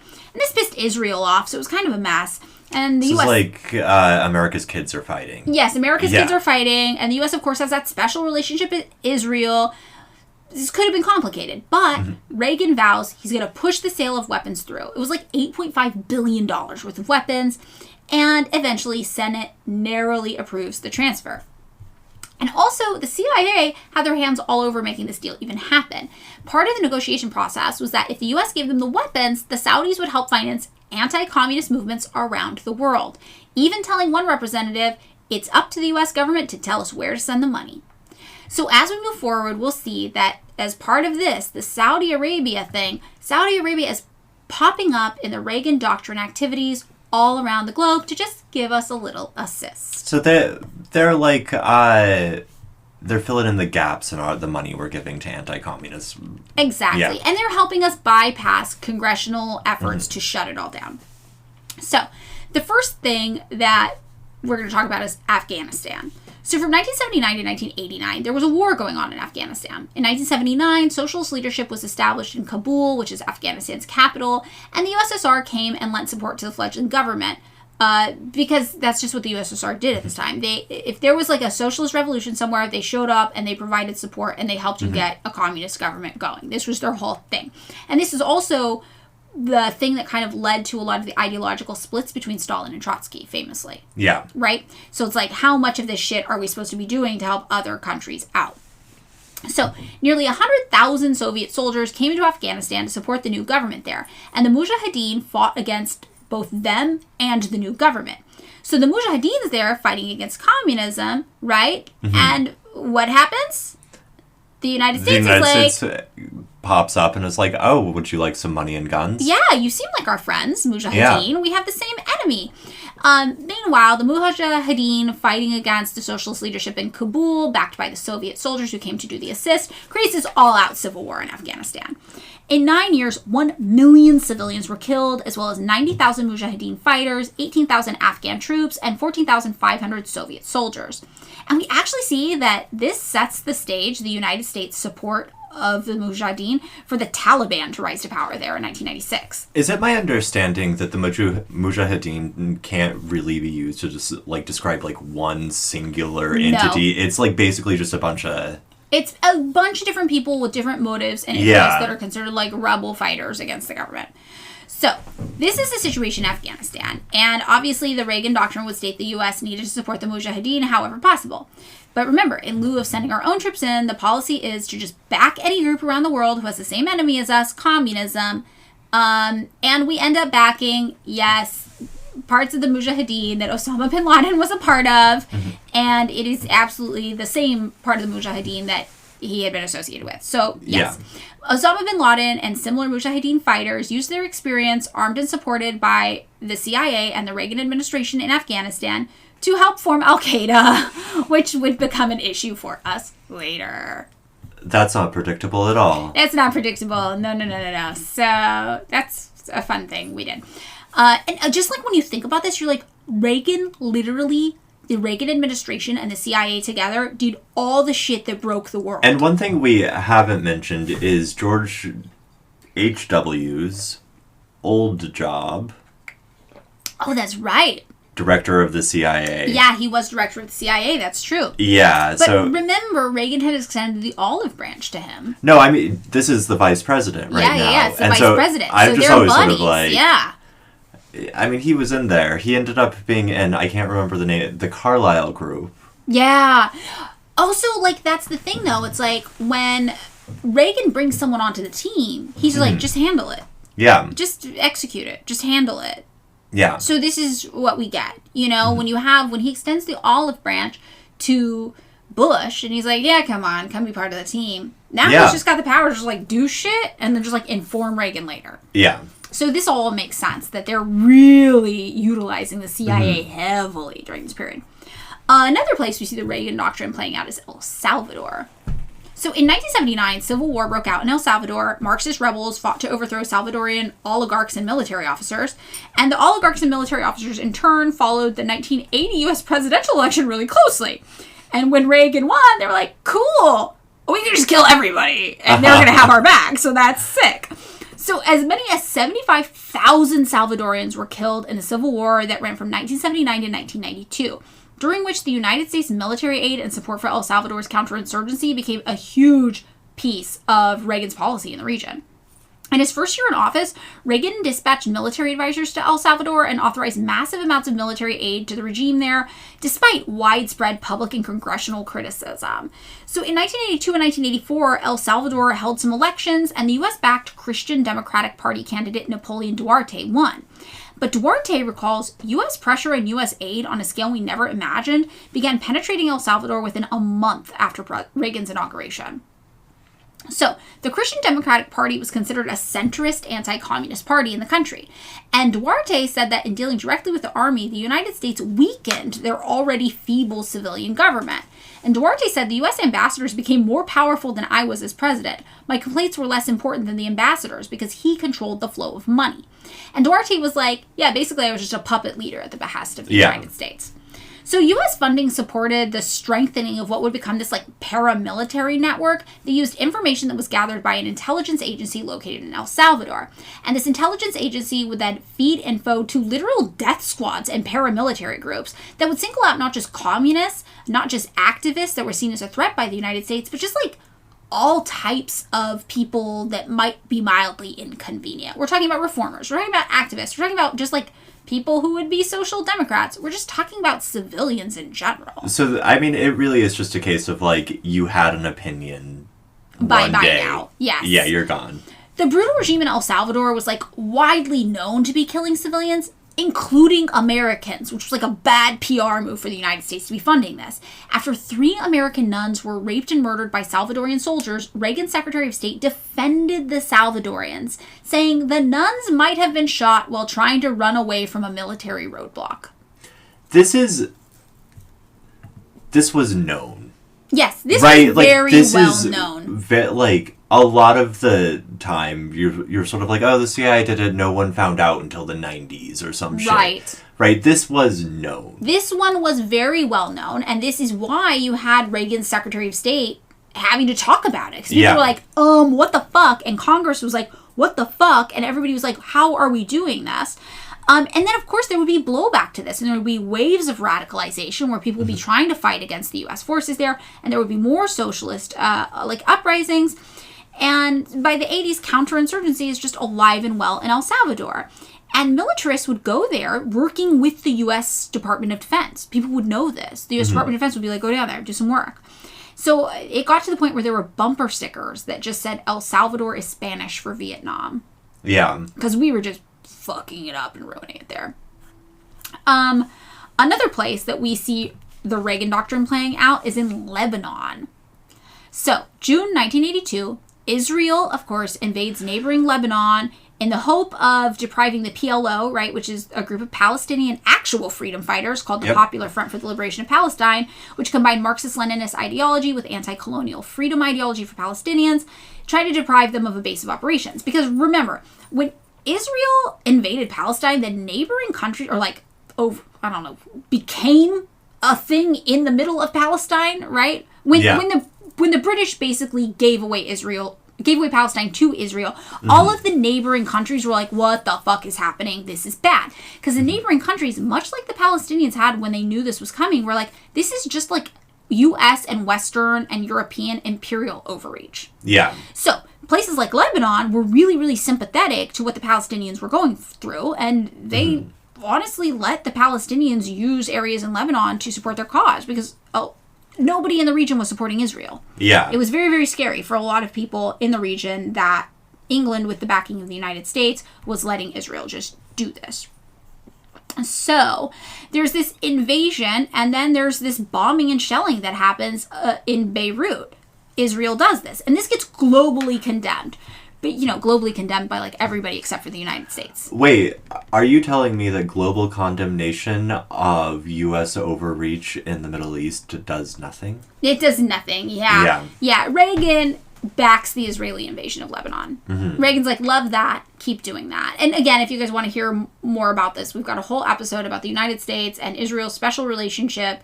We just posted it, actually, a few weeks ago, and it's called Nobody's Allowed to Commit War Crimes Except for Me and the Boy. So, Reagan and his policymakers, including both his secretaries of state, believed that the United States had national security interests in the region, and that it was useful there to help combat Soviet influence. The United States also had this historic alliance with Israel, right? The special relationship. So Israel starts bombing Beirut super aggressively, and they're like, we've got this precedent. You're going to be fine with it because we've got the special bond, and this benefits you guys too, and we're allowed to do whatever the fuck we want, and you guys have our back. But this is what I was talking about earlier. It actually got so intense that it pissed Reagan off. And this is where I'm like, whoa. Reagan basically called for a ceasefire, something Joe Biden would not do. Yeah. So Joe Biden, in this situation, is to the right of Reagan on Israel. In a lot of situations, yeah. Yeah. So on August 12th, 1982, Reagan calls Begin and tells him the bombing's gone too far. And he says, you must stop it. And Begin did. But the United States had moved a step closer towards involvement in Lebanon. So the following year, 1983, U.S. warships provided cover for the Israeli withdrawal from Beirut by bombarding the city. Soon, international pressure causes the United States to back off and negotiations get reached. But when Israeli-backed Lebanese militia groups massacred Palestinians in these refugee camps, Sabra and Shatila, which we also talked about in the episode. Yeah. Yes, we did. Violence escalated again, and the U.S. once again re-engaged. So Lebanese fighters in Hezbollah, which was backed by Syria and Iran, detonated a truck bomb in front of the American embassy in Beirut, and 17 Americans died, including 8 employees of the CIA. Which, of course, they were there. Yeah. Fucking of course. American forces continue to come under attack sporadically throughout the summer of 1983 for their obvious imperial involvement in the region and their backing of Israel. And in response to the deaths of 6 soldiers, Reagan ordered U.S. warships to shell the camps of anti-American militias. And again, we do talk about this in more detail in that episode. And on October 23rd, 1983, Hezbollah, it's assumed, responded by blowing up the Marine barracks at the Beirut airport, which killed 241 U.S. servicemen, most of them Marines. Reagan called this the saddest day of his presidency and the saddest day of his life, which I think he's just saying things. Yeah, he hasn't... I don't know what... Okay, so Reagan then orders airstrikes against Hezbollah's leadership. So in February 1984, the surviving Marines were withdrawn to U.S. vessels waiting offshore, and Reagan described it as redeployment, but he's not going to, again, send ground troops into Lebanon or any other place in the Middle East. So this Lebanon thing is a disaster, and some suspect what happens next is to distract from what happened in Beirut, and that is that we get involved in Grenada. So in Grenada, Maurice Bishop is the Marxist leader of this little tiny Caribbean nation, and he gets murdered by a renegade faction of his own party. So in October 1983, Reagan dispatches 2,000 American troops to the island of Grenada to oust the overthrowing Marxist leadership. And this was the first time in nearly 40 years of the Cold War that America had overtly acted to militaristically overthrow a communist country. So this was what Reagan was not supposed to do. He was supposed to outsource it. He was supposed to outsource it, and he didn't. And everybody's like, whoa. So that's why some people were like, this Grenada thing was not thought out. And it was just like, quick, we need to do something to distract from how badly we fucked up in Beirut. And analysts now are like, it worked. People instantly stopped talking about Beirut, and they started talking about Grenada. Oh, yeah. So this was effective. There was also the situation in Ethiopia. And Ethiopia was kind of a unique situation for Reagan. So like in 1974, a communist military junta called the Derg overthrew the emperor of Ethiopia and ended the feudal kind of dynasty that had been ruling there since the 13th century. And the chairman of the Derg from 1977 to 1987 was Mengistu Haile Mariam. Funnily enough, the security guard for my old building was named Haile Selassie after this guy. Oh, really? Yeah. Interesting. He was like this not great, though weirdly, some Rastafarian types believed Haile Selassie was some sort of like religious holy figure. Whoa. It's bananas. Yeah. Very interesting. Random tangent. So it is true that there were Ethiopians who opposed Mengistu, but mostly they were other communists. So this presented a problem because, you know, the Reagan Doctrine sought to fund anti-communist forces to fight our wars for us. But in Ethiopia, the people that the USA would be working with there were just like a faction of other communists. Yeah. Who just opposed that one communist. And they were like, what do we do here? So, congressional findings at the time determined that, quote, talk in Washington of supporting democratic freedom fighters in Ethiopia defies the reality of the field. Because the simple fact is that there are no democratic freedom fighters on the ground in Ethiopia. Only Marxist guerrillas fighting a Marxist government, and they both speak the same Marxist language.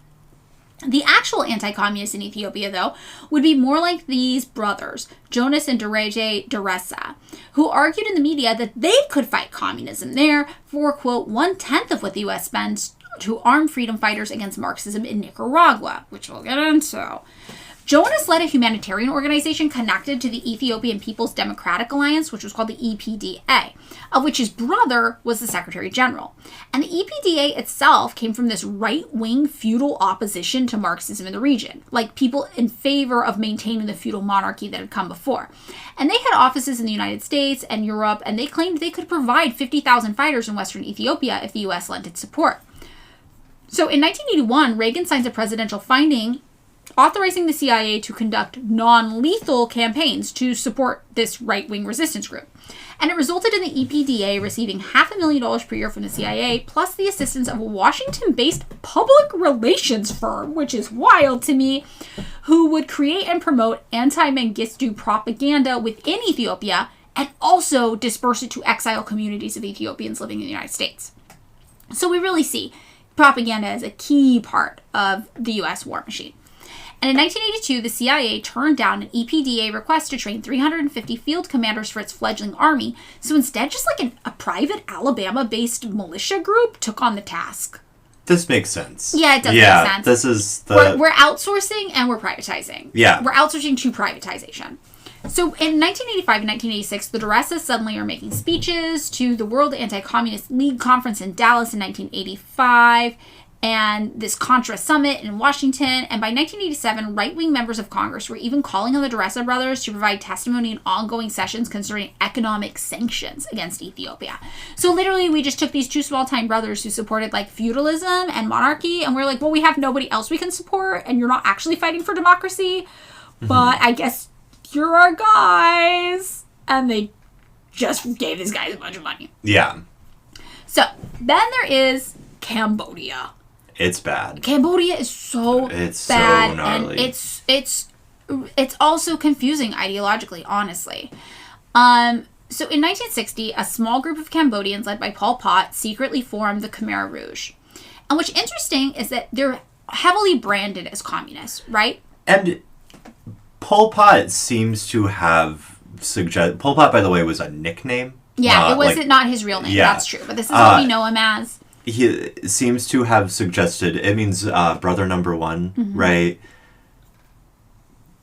Consistently that he was a Marxist-Leninist. Most other Marxist-Leninists are going to be like, we don't recognize this guy. Well, what's interesting is that members of the Khmer Rouge themselves, though, said a number of times to people, we are not communists, we are peasant revolutionaries. Yeah. So Pol Pot has said several times, I'm a Marxist-Leninist. Yes, but some people speculate it was just to get support from the other Marxist-Leninist countries, because they knew that if you say you're a Marxist-Leninist, suddenly every Marxist-Leninist country on earth is like, here, take weapons, here, take troops, whatever you need, we've got your back. So this is really confusing, and I feel like people assign whatever political leanings onto the Khmer Rouge benefit their narrative, basically. Yeah. So you have people who aren't communists who are like, they're communists. And then you have communists who are like, they're not communists.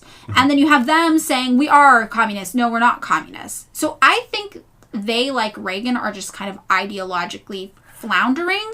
Yeah. So, and it's bad. It's really bad. It's a point of confusion amongst a lot of people what their actual ideology was. The general consensus among Marxists is that they were not being led by guiding Marxist ideology. They often, said we are not communists, we are peasant revolutionaries, but then sometimes they would be like, no, we are communists, come support our communist revolution. Whatever the case, they began to attract increased support in the Cambodian countryside. People agree that they were pretty xenophobic and just like, not like necessarily hating imperialism, but just like hating anybody. Right, and the Khmer is an ethnic group within Cambodia. Yes. So it's the Red Khmer. Right, exactly. Yeah. So, the USA, meanwhile, is bombing Cambodia relentlessly in the 1970s. Yeah. So in 1975, the Khmer Rouge forces mount an attack on the capital city. They're victorious, and Pol Pot becomes the new government's prime minister. And under Pol Pot, between 1 and 2 million Cambodians were murdered. This is also the thing where a bunch of people were forcibly displaced from the cities to countrysides or whatever, things like that, right? Yes, it was bad. And it was so bad, in fact, that in 1979, Vietnamese troops come in and they're like, absolutely fucking not. Shut this shit down. This is bad. And they overthrow the Khmer Rouge and they install their own government. And they're like, we're going to get this shit. We're going to figure this shit out. So the Khmer Rouge retreat, and then they form a coalition with 2 non-communist Khmer groups who opposed Vietnam's influence. So they're like, our enemies are Vietnam. So now this is where the non-communists come in. And they're like, well, actually, they probably aren't communists either. Because the Vietnamese are communists, and the Khmer Rouge is fighting against the communists. And the Khmer Rouge is now teamed up with these 2 people who aren't communists. So we could probably support them, right? This is enemy of my enemy. Yes. Yeah. And this is what I mean, where it's like nobody could figure out their ideology. Now, when you talk to somebody who wants to be like, communism kills, they're like Pol Pot. But when you talk to, and that would be like American conservatives. But when you talk to American conservatives in the 80s, they're like, these guys are definitely not communists. They were fighting the communists. That's why they're our friends and we're allowed to support them. And it's just, it's really, really difficult figuring out their actual ideology. But you understand from this why Reagan is like, we're going to support Pol Pot. Yeah. Which is fucking wild that this happened. So as early as 1981, people are urging Reagan, like, don't do this. Do not support Pol Pot. The U.S. was supporting seating Pol Pot in the UN as, like, the leader. And Pol Pot, though, at this time was living in exile. So direct contact gets made between the Reagan White House and the Khmer Rouge when Dr. Ray Klein, a former deputy director of the CIA, makes this secret visit to Pol Pot's operational base inside of Cambodia in November 1980. Klein at the time was a foreign policy advisor to President-elect Reagan. He hadn't quite become president yet. He hadn't been inaugurated. And within a year, some 50 CIA and other intelligence agents were running Washington's secret war against Cambodia from the U.S. Embassy in Bangkok along the Thai-Cambodian border. And the aim was kind of to appease China, I guess. There was like a Soviet enemy, Pol Pot's biggest backer at the time, and to rehabilitate and use the Khmer Rouge to bring pressure on the source of recent U.S. humiliation in the region, right? Which was Vietnam. Yeah, and it seems like everyone who lived through the Vietnam War as like a power person or in the military thought about the U.S. losing in Vietnam as like, this is the big shame that America has to live with. Right, and they're like, we've got to fix this. And they're like, we're going to do it through Cambodia. And Cambodia now became America's last battle of the Vietnam War, as one U.S. official put it. So they're like, we're going to achieve a better result this time. We get a do-over in Cambodia. So two U.S. relief aid workers, Linda Mason and Roger Brown, later wrote, the U.S. government insisted that the Khmer Rouge be fed. The U.S. preferred that the Khmer Rouge operation benefit from the credibility of an internationally known relief operation. So in 1980, under U.S. pressure, the World Food Program handed over food worth $12 million to pass on to the Khmer Rouge. So basically it was sort of like, no, we're going to keep you going. Yeah, exactly. Yeah. And the U.S. not only helped create conditions that brought Cambodia's Khmer Rouge to power in 1975, but actively supported the genocidal force politically and financially. And by 1980, yes, the U.S. was secretly funding Pol Pot's exiled forces on the Thai border to the tune of $85 million spent from 1980 to 1986. And this was revealed 6 years later in correspondence between congressional lawyer Jonathan Weiner, then counsel to Senator John Kerry of the Senate Foreign Relations Committee, and the Vietnam veterans of the American Foundation. So then there's Angola. So prior to 1975, Angola had been a territory of Portugal. A growing socialist anti-imperialist movement there, though, was fighting for independence, and on November 5th, 1975, Cuba sent combat troops there in support of the communist-aligned People's Movement for the Liberation of Angola, the MPLA. And unfortunately, these letters get really confusing, but they're important to remember. Yeah. So, the MPLA, communist-aligned. So, Cuba sends troops there to support them to fight against the pro-Western National Union for the Total Independence of Angola, UNITA. UNITA is how I read that. I was saying UNITA. UNITA. Okay, that's fine. So we've got the MPLA, and we're going to go with David's UNITA. So, on November 11th, 1975, Angola obtains official independence. Still, though, there's fights about who exactly is going to be leading Angola. So we've got the struggles going on between the communist MPLA and the pro-West UNITA, as well as another right-wing group called the National Liberation Front of Angola, or the FNLA. So in 1977, the MPLA finally establishes itself as the leader of the newly freed Angola, but skirmishes are continuing with other factions and even neighboring militant groups. In 1980, Amnesty International receives reliable reports that UNITA executed a number of government prisoners, as well as reports of UNITA forces killing captured Cuban and government officers. In 1982, by the U.S. State Department's own admission, hundreds of civilians were killed. And the U.S. also notes there were unconfirmed reports that UNITA practices urban terrorism in MPLA-controlled areas. By 1985, the socialist MPLA was about to reign victorious when the USA enters the picture. So in 1985, the Reagan administration urges Congress to supply $200 million in aid to Jonas Savimbi's leader, Jonas Savimbi, who's the leader of Angola's anti-Marxist guerrilla group, which is UNITA, right? The same group the USA acknowledged was using urban terrorism. So they're like, oh my God, Congress, we have to give this group using urban terrorism in Angola $200 million immediately. Yeah, and I found some U.S. Navy reports that were basically like UNITA was just kind of some group. Like they weren't, like they didn't have like a large base of popular support. No, and there were three factions really that were at the core of this. You know, we have the FNLA, we have the MPLA, and we have UNITA. But it does seem like the MPLA has the best chance of getting it together, which is terrifying to the United States. For some reason. It's like, why do we care so much about Angola? Yeah. Well, it's a really small country. We care about every country where communism is. Yeah, we have to destroy communism everywhere. So Yeah. the Reagan administration ends up providing between $15 million and $30 million per year in arms, medicines, and food to UNITA. And the main justification for the aid was the continuing presence of an estimated 30,000 Cuban troops, which had first been summoned there to help the Marxist MPLA repel a South African invading force in 1975. And this is South African apartheid state. Yes, exactly. As this happened, the Soviet Union and Cuba both increased their support for the MPLA, and this becomes a full-on proxy war that would last years, even after Reagan left office. When the war ended in 1992, an estimated 500,000 to 800,000 Angolans had been killed. Hundreds of thousands were maimed, and 4 million had lost their homes and livelihoods. So we destroyed Angola. We destroyed Angola, yeah. I'll say in South Africa. Yeah. Together. Destroyed. And Portugal probably also originally. Yeah. So this was bad. Then there was Nicaragua. And Nicaragua is big because it ties in with the Iran-Contra affair. Yeah. Which we have to talk about. Which is the biggie that's the one everyone knows about. This is the defining scandal of Reagan's presidency. So, in 1979, there's a revolution in Nicaragua. We kind of get the pattern. Yeah. By now, right? All these places have the pattern. The dictatorship in Nicaragua gets overthrown, and a new democratically elected Marxist government takes charge. This is the Marxist Sandinista Junta of National Reconstruction. Which we know from Clash fame. The Sandinistas. Yeah. Yes.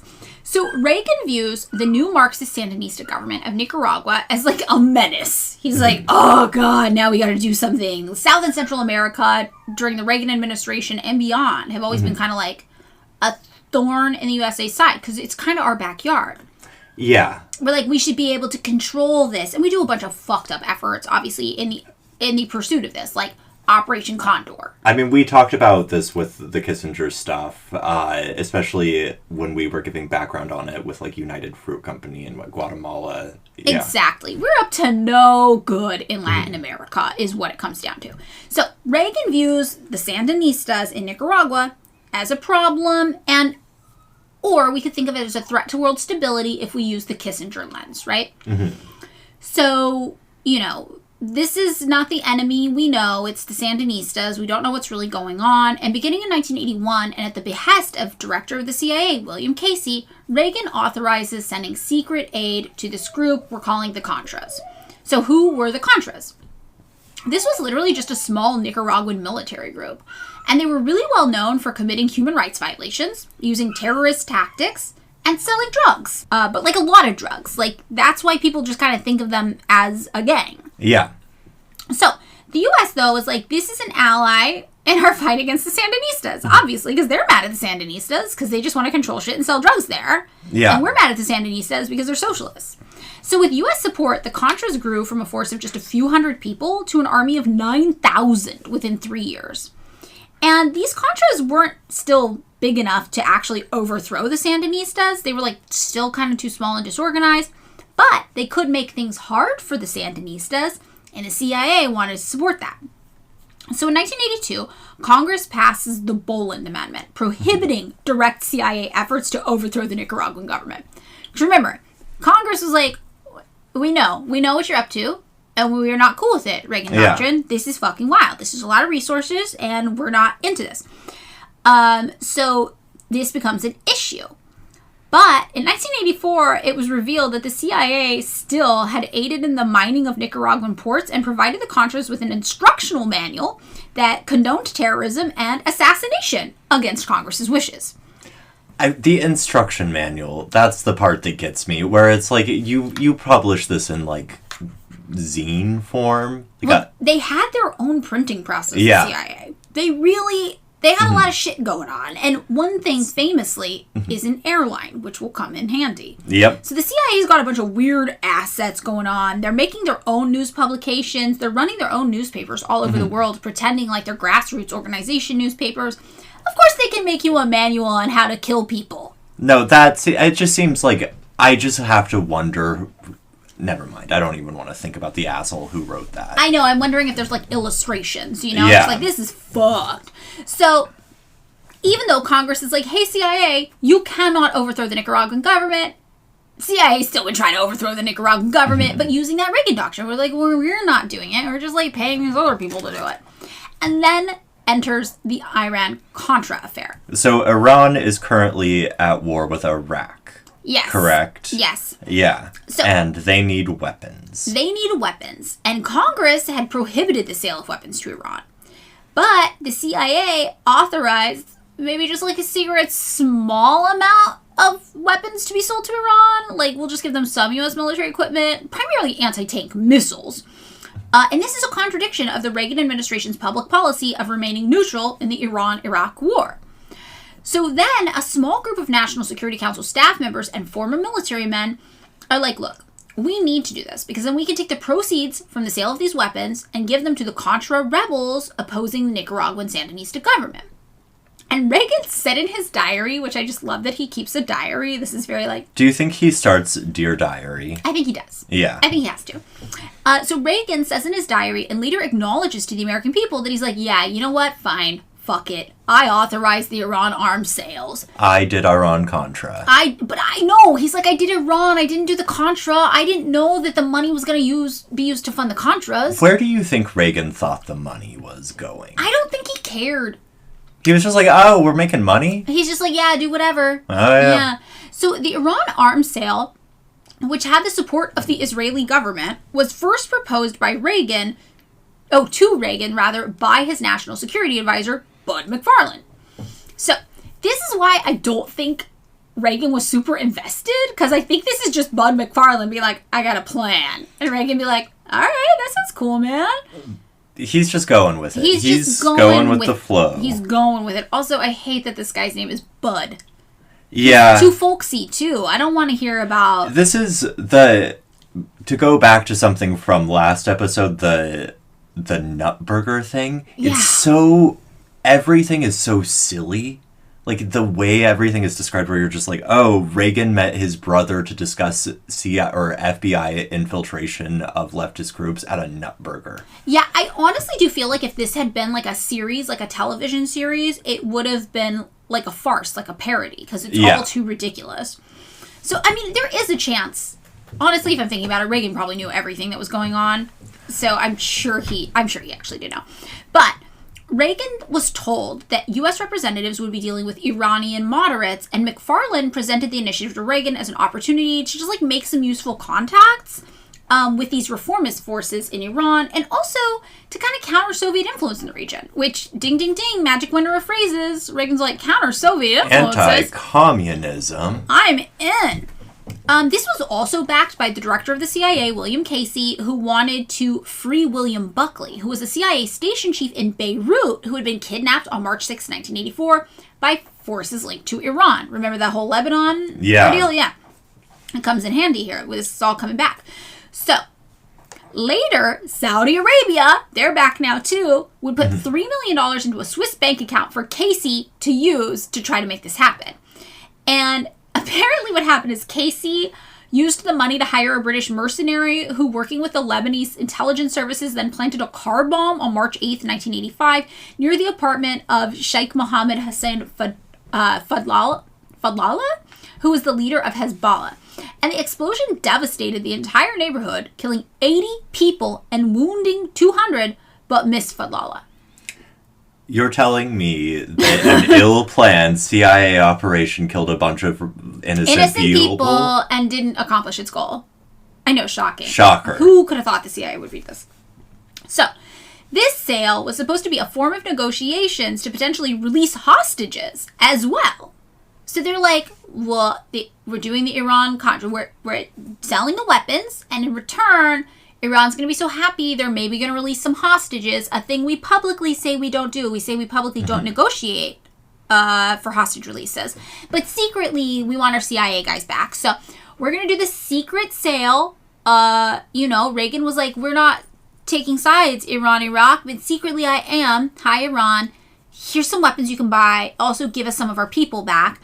And then the CIA guys are like, thank you very much for the money. We're going to give it to the Contras in Nicaragua to fight the Sandinistas. So this is like the plan.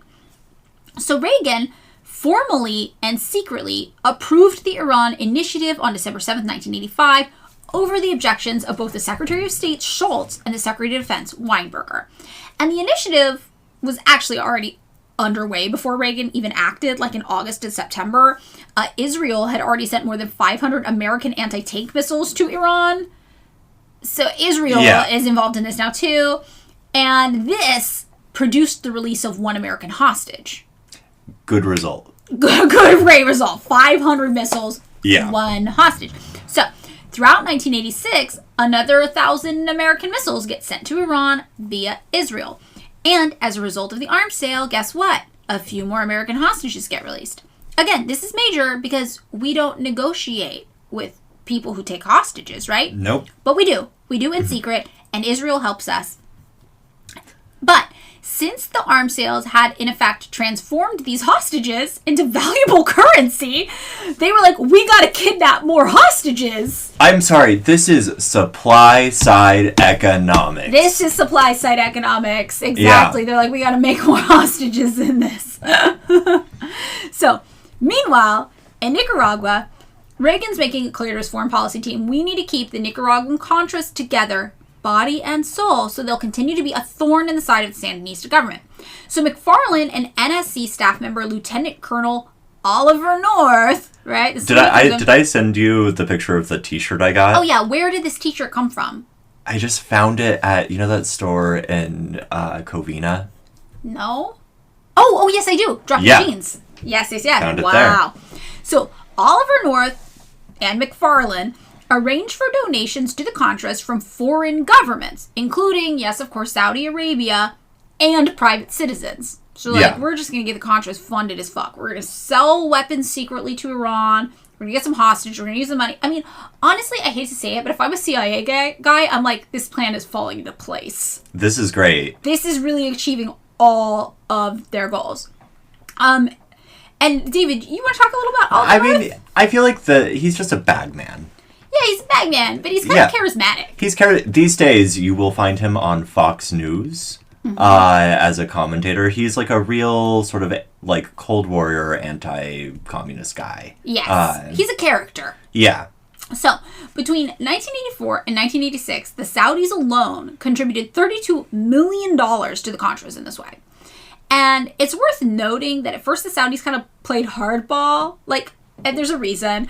An arms trade was going on between the United States and the Saudis, and it was held up, and the Saudis were getting frustrated. So the Reagan administration told Congress, hey, it seems like that new anti-U.S. Iranian government might attack Saudi oil fields and tankers, and we should probably just immediately send them 400 Stinger anti-aircraft missiles, right, on an emergency basis. And Congress is like, oh my God, that sounds serious. Approved. So we see in the government, the different branches are lying to each other all the time. Yeah.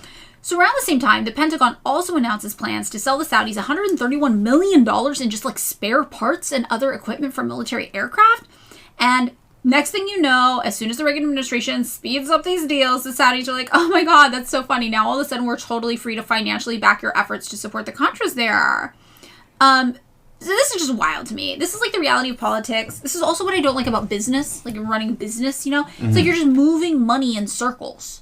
Yeah, I mean, in ways that are supposed to sort of, at least in this case, circumvent any sort of oversight, right? This is the CIA acting as basically its own little business group. It really is. And they own a lot of things like a business group does. They actually set up a lot of businesses, too, to do all these covert actions. So Congress also then directly granted $24 million to the Contras in 1984, and McFarlane asked the Saudi ambassador Bandar to assist with getting even more money their way. So he managed to negotiate an extra $1 million per month to go to the Contras on the U.S.'s behalf. And McFarlane then tells Reagan, who sent a note that, quote, expressed the president's satisfaction and pleasure that this had occurred. McFarlane also informed Vice President George Bush of the secret deal for third-party funding of the Contras. And McFarlane put Oliver North in charge of the money.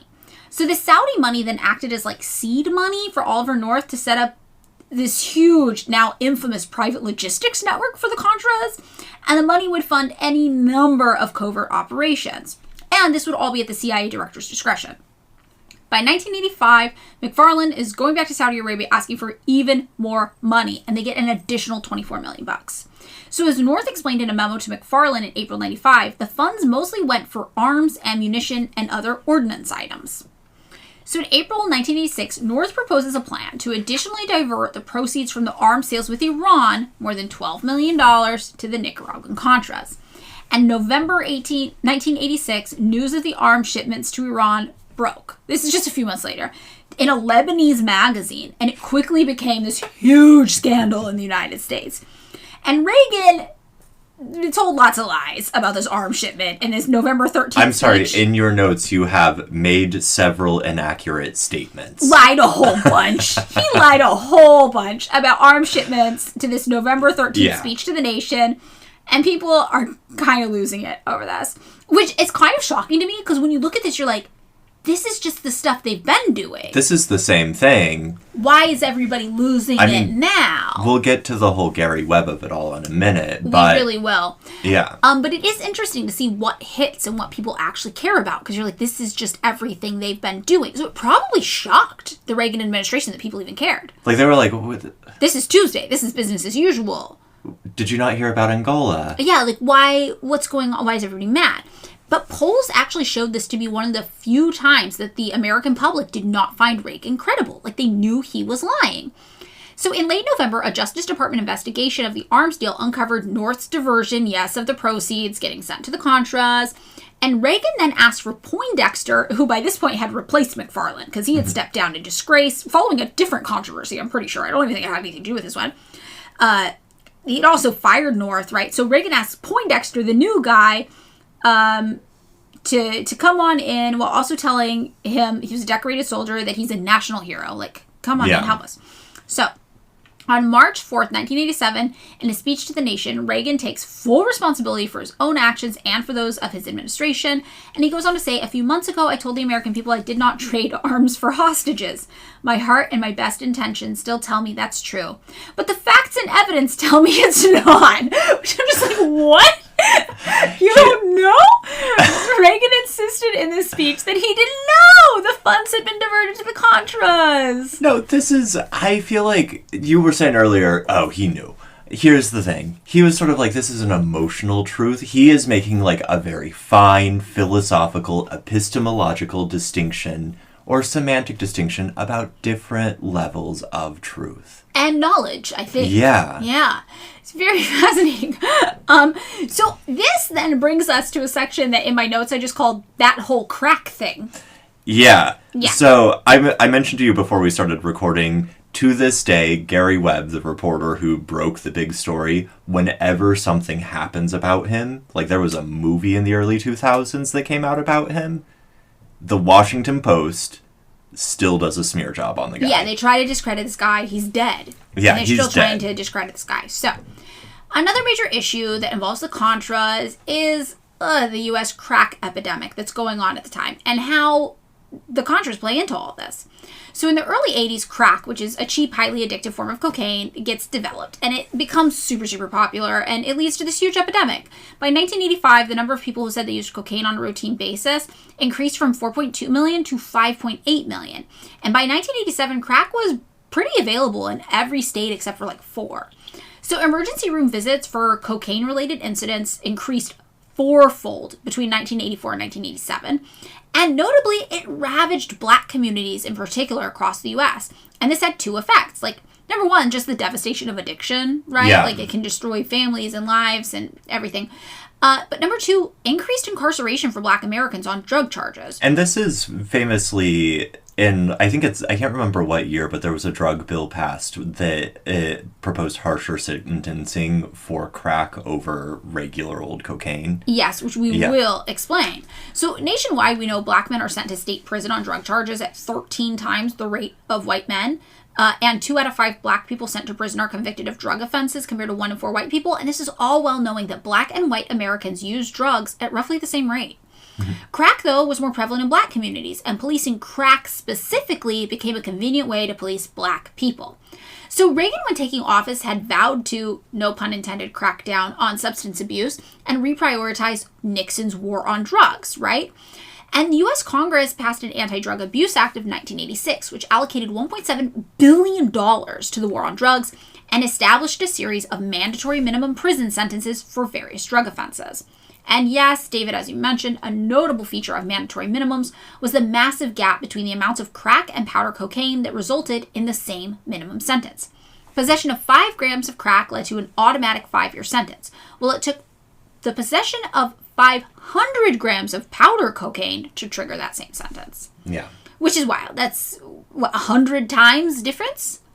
You would have to have 100 times as much powder cocaine as crack to get the same sentence. That's bananas. That is so wild. So since approximately 80% of crack users, yes, were black, mandatory minimums led to an unequal increase in the incarceration rates for nonviolent black drug offenders, as well as claims that the war on drugs was just a racist institution, which it was. So in 1985, the proportion of Americans who saw drug abuse as the nation's number one problem was like between 2 and 6%. It was hardly anybody. By 1989, that number jumped to 64%. It feels like too much to be an accident. Yeah, no. So to go in just 4 years from people being like drug use, that's not that big of a deal, to most people being like, no, it's the biggest deal. Yeah. In 1986, also, Reagan signed the Anti-Drug Abuse Act.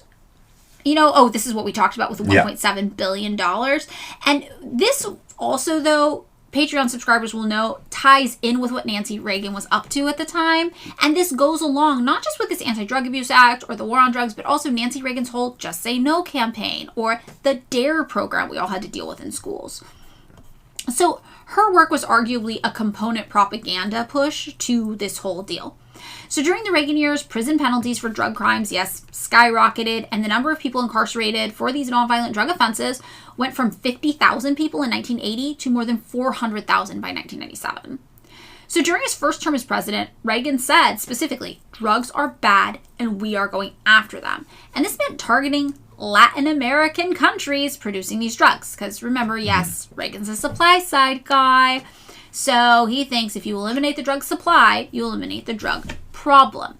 But it turns out, just like supply side economics doesn't work, supply side, drug policy does not work. Just saying no never works. Yeah.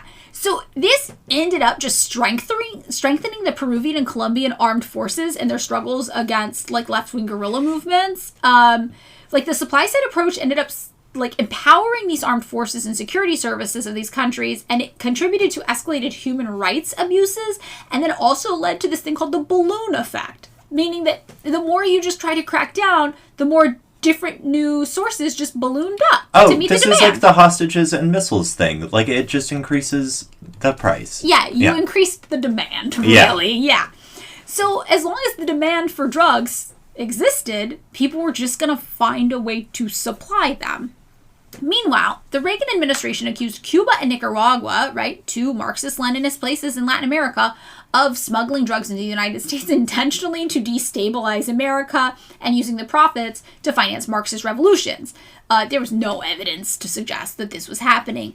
In reality, though, the Contras that the U.S. was funding in Nicaragua, They were doing that. They were speculated with high amounts of evidence, we'll say. Yeah, this is, again, a lot of mainstream journalists, when you talk about Gary Webb, who reported on this, are like, there's no evidence.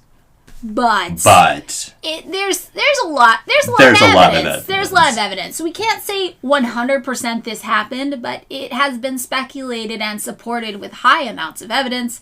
The U.S. was allowing and even assisting the Nicaraguan Contras to import crack to the U.S. in a major way as part of their deal for convincing the Contras to fight the Sandinistas on our behalf, with CIA backing. So, in early 1986, around the time that the United States government was considering whether to fund the Contras again, allegations of Contra involvement in drug trafficking came to light. Many of the allegations about the Contras came from the civil lawsuit filed in 1986 by 2 journalists, Tony Avragon and Martha Honey, and it was filed against John Hull, Richard Secord, Albert Hakim, Pablo Escobar, Jorge Ochoa, and others. And the complaint said that these defendants had smuggled weapons for the Contras through the Costa Rican ranch of the United States citizen John Hull, and then had smuggled drugs back through the ranch and into the United States, where they used the drug profits to buy more weapons. And journalists also alleged that the CIA used its own airline, Air America, to help smuggle drugs into the United States on behalf of the Contras as part of this whole buddy-buddy deal. And this is why you hear black community leaders say the USA caused the crack epidemic in black communities. Yep. So, in August 1996, the San Jose Mercury News initiated an extended series of articles linking the CIA's Contra Army to the crack cocaine epidemic in Los Angeles specifically. Based on a year-long investigation, reporter Gary Webb wrote that during the 1980s, the CIA helped finance its covert war against Nicaragua's leftist government, the Sandinistas, through the sale of cut-rate cocaine to South Central LA drug dealer Ricky Ross. They followed the cocaine trail to Ross and black LA gangs who became street-level distributors of crack, which, was cheap and plentiful at the time. And evidence in the Mercury News report showed that the CIA supplied Contra planes and pilots, carried the cocaine from Central America to U.S. airports and military bases. And in 1985, DEA agent Celerino Castillo reported to his superiors that cocaine was being stored at a CIA Contra supply warehouse at an airport base in El Salvador, specifically to be shipped to the United States. The DEA did nothing, and then Castillo was just gradually forced out of the agency. They were like, "Whoa, that's crazy. You should retire. You shouldn't come in next week. You need a break." And then he was just kind of pushed out. As anyone who has ever worked hourly wage work knows, sometimes your boss just doesn't call you back, and that's how you get fired. Yes. Yeah. So, when Danilo Blandon was arrested in 1986, he admitted to drug crimes that should have sent him away for life, basically, but the Justice Department just freed him after 28 months and then hired him as a full-time DEA informant and paid him, nearly $200,000 for this, $166,000.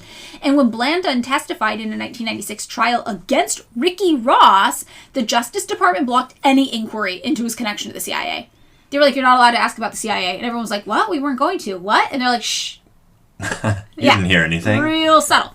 So, then, although Norwood Menezes is listed in DEA computers as a major international drug smuggler implicated in 45 separate federal investigations in 1974, he has just lived a normal life in California until 1989 and was never arrested in the United States, implying that he was just protected for some reason. Some reason, the CIA. Senate investigators and agents from 4 organizations all compiled their Contra drug investigations. No, they didn't compile them. I'm sorry. They complained that they were all hampered. Mm-hmm. And this is something you can see a lot. Everyone's like, "Yeah, I was trying to do this big drug bust." And then the CIA showed up and was like, no, shut it down. So Webb said that these were all hampered by the CIA or unnamed national security interests. And in the 1984 Frogman case, for example, the U.S. attorney in San Francisco returned $36,000 seized from a Nicaraguan drug dealer after 2 Contra leaders sent letters to the court arguing that the cash was intended for the Contras. Federal prosecutors ordered the letter and other case evidence sealed for national security reasons. When Senate investigators later asked the Justice Department to explain this unusual turn of events, they just ran into a wall of secrecy, basically. Nobody's going to talk about it. And also, we know the CIA has funded its operations before using drug money, so none of this is out of character. But it's okay, because the CIA did their own investigation into themselves. And they said, did you read the CIA's report on, yeah. They're like, "Look at all this evidence." They lay out the evidence, and then they're like, "But nothing happened, and we're innocent." They do a very funny thing where they sort of it's kind of an ad hominem where they start talking about Gary Webb and really obscure journalistic integrity where they're just this is not exactly good journalistic practice in all of these slightly minuscule ways. Yeah, it's a really weird assessment of themselves. So the CIA does their own investigation and decides they're innocent. And Gary Webb, the journalist who broke the story, was later found dead in his home with 2 gunshot wounds to the head, and his death was ruled a suicide. 2 gunshot wounds to the head. Yeah. Suicide. It's really easy to fire off those 2 gunshot wounds to the head. Yeah. That second one's the clincher. You gotta do the second one. It's really sad and fucked up. So, this, obviously, the Reagan doctrine it's immensely successful. It's considered the most cost-effective Cold War doctrine that the U.S. has ever had. It cost the USA, in fact, less than $1 billion per year because we were selling drugs and guns to make it happen, and we were taking money from the Saudis, and we were doing all these complicated negotiations. And it actually resulted in a Soviet pullout from Afghanistan, the establishment of a neoliberal capitalist government in Nicaragua, the removal of 40,000 Cuban troops from Angola, and the holding of a UN-monitored elections there. And in the process, though, these policies also led to Reagan supporting the Panamanian dictator Manuel Noriega, Pol Pot, Saddam Hussein, and Philippine dictator Ferdinand Marcos, even after Marcos killed his political rival and rigged his own re-election. And stole millions and millions and millions. I can't remember what the amount is. The shoes, right? The shoes, but also there's there was an island with exotic, zoo animals. The Philippine stuff is very, very interesting. Marcos. His wife had many, many shoes. So that brings us to 1989, and it's time for Reagan to get out of there. He did his job, and he took off. So this is what is the legacy of the Reagan presidency for this point, right? It's safe to say that his awkwardly moderate governorship of California, which just consisted of a lot of horrible words backed up by milquetoast actions that were a combination of bumbling, horrifying, neutral, and once in a while accidentally good. Yeah, broken clock, everything. Yeah, broken clock's right twice a day, yeah. Gave way to a more cohesive and actualized practice by the time he reached the presidency. And his legacy reflects that. He is pro-business, he's anti-worker, he's anti-poor, he's pro-military, he's pro-U.S. imperialism, and he's apparently pro-crack. When Reagan left office in 1989, the national debt totaled $2.6 trillion, which was nearly 3 times larger than when he began his tenure in 1981, despite him running on a platform of lowering the deficit. Yeah. Increased government spending on things like the military contributed to this increase of the deficit and the mounting national debt. And the cost of financing the debt, mostly for military expansion to fight communism, absorbed funds that the government might have used to modernize things like the nation's infrastructure, especially our transportation system, which has been sorely lacking for decades. The ballooning national debt also made the American government and economy more dependent on foreign investment, honestly. Foreign imports helped American consumers by lowering the cost of goods and keeping inflation down. But the other side of this coin was a massive trade imbalance, and we became a nation of consumers rather than producers. And much of our labor was outsourced to exploited countries. Like China, for example, would spend years trying to course correct and wouldn't be able to implement strong protection measures for their workers until the 2008 Labor Code overhaul to protect Chinese workers and make them no longer an exploited class by the United States, but instead a valued skilled labor base. This is something that a lot of Americans don't even know even happened. Yeah. The financial deregulation and changes to the tax code that Reagan enacted ultimately caused nearly 750 different financial institutions to fail, costing taxpayers around $150 billion. The longer effects of trickle-down economics have, been looked at for a long time, and it's something of a nightmare. In 2020, David Hope and Julian Limburg of LSE's International Inequalities Institute and King's College in London analyzed the economic effects of major tax cuts for the rich across 5 decades in 18 wealthy nations. And their conclusion was that, just as you suspected, the rich got richer and there was no meaningful effect on unemployment or economic growth. Because it turns out if you cut taxes on the rich, they just bargain more aggressively for their own compensation at the expense of workers. Yeah. And the researchers also found that the average citizen seems to be fairly poorly informed on this knowledge that taxes on the rich have fallen dramatically over the past 40 years. The top income tax rate for individuals is nearly half of what it was in 1980 when Reagan was elected. Meanwhile, there's no evidence that tax cuts for the wealthy generate economic growth for anybody, so most researchers just call it junk economics, which kind of reminds me of voodoo economics. Nobody thinks this is smart, except for it is the rhetorical strategy that every conservative is always going to use. And it's so funny because people talk about it so freely that it almost makes you think there must be some evidence that it works. Yeah, I perpetually think, oh, I'm sure there's some, fucking Chicago School of Economics paper out there that it gives a really good cogent explanation of this.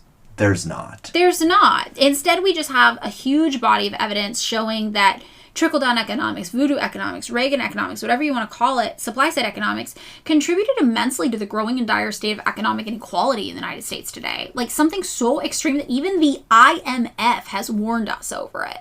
Mm-hmm. Like, our Gini coefficient, which is the measure of inequality, just keeps growing to concerning levels.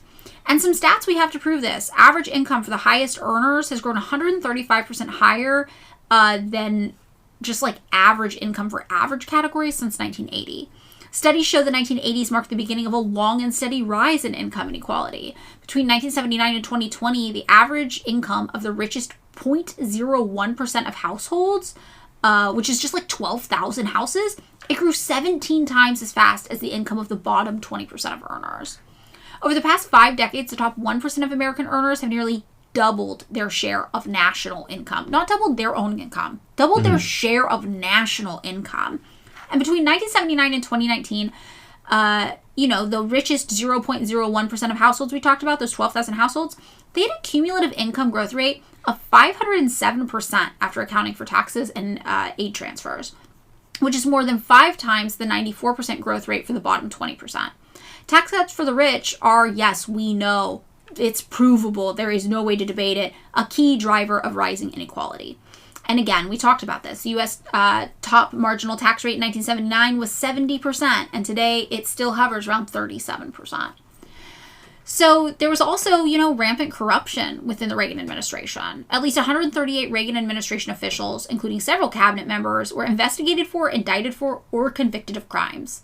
James Watt, indicted on 21 felonies. Edwin Meese resigned after investigations into corruption. Caspar Weinberger, charged with Iran-Contra crimes and pardoned before going to trial. Elliot Abrams plea bargained for Iran-Contra crimes and pardoned by President Bush. McFarlane and Poindexter both pled guilty to Iran-Contra crimes and were pardoned.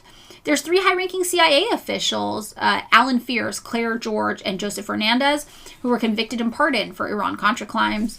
And at least 9 Reagan appointees were convicted of perjury, lying to Congress, obstruction of Congress, or contempt of Congress. So when I look at this, I'm like, the legacy of Reagan is really one of just like repression for the most marginalized people among us, or oppression rather. Increased funding for the war on drugs, leading to increased rates of incarceration for Black Americans. 1981's Economic Recovery Tax Act, cutting benefits to vulnerable families and children. The discontinuation of the war on poverty and the disregard for the civil rights movement. The violent upheaval via the CIA of democracies in other countries simply because they chose socialism instead of capitalism. And a legacy of smashing strikes and workers' rights.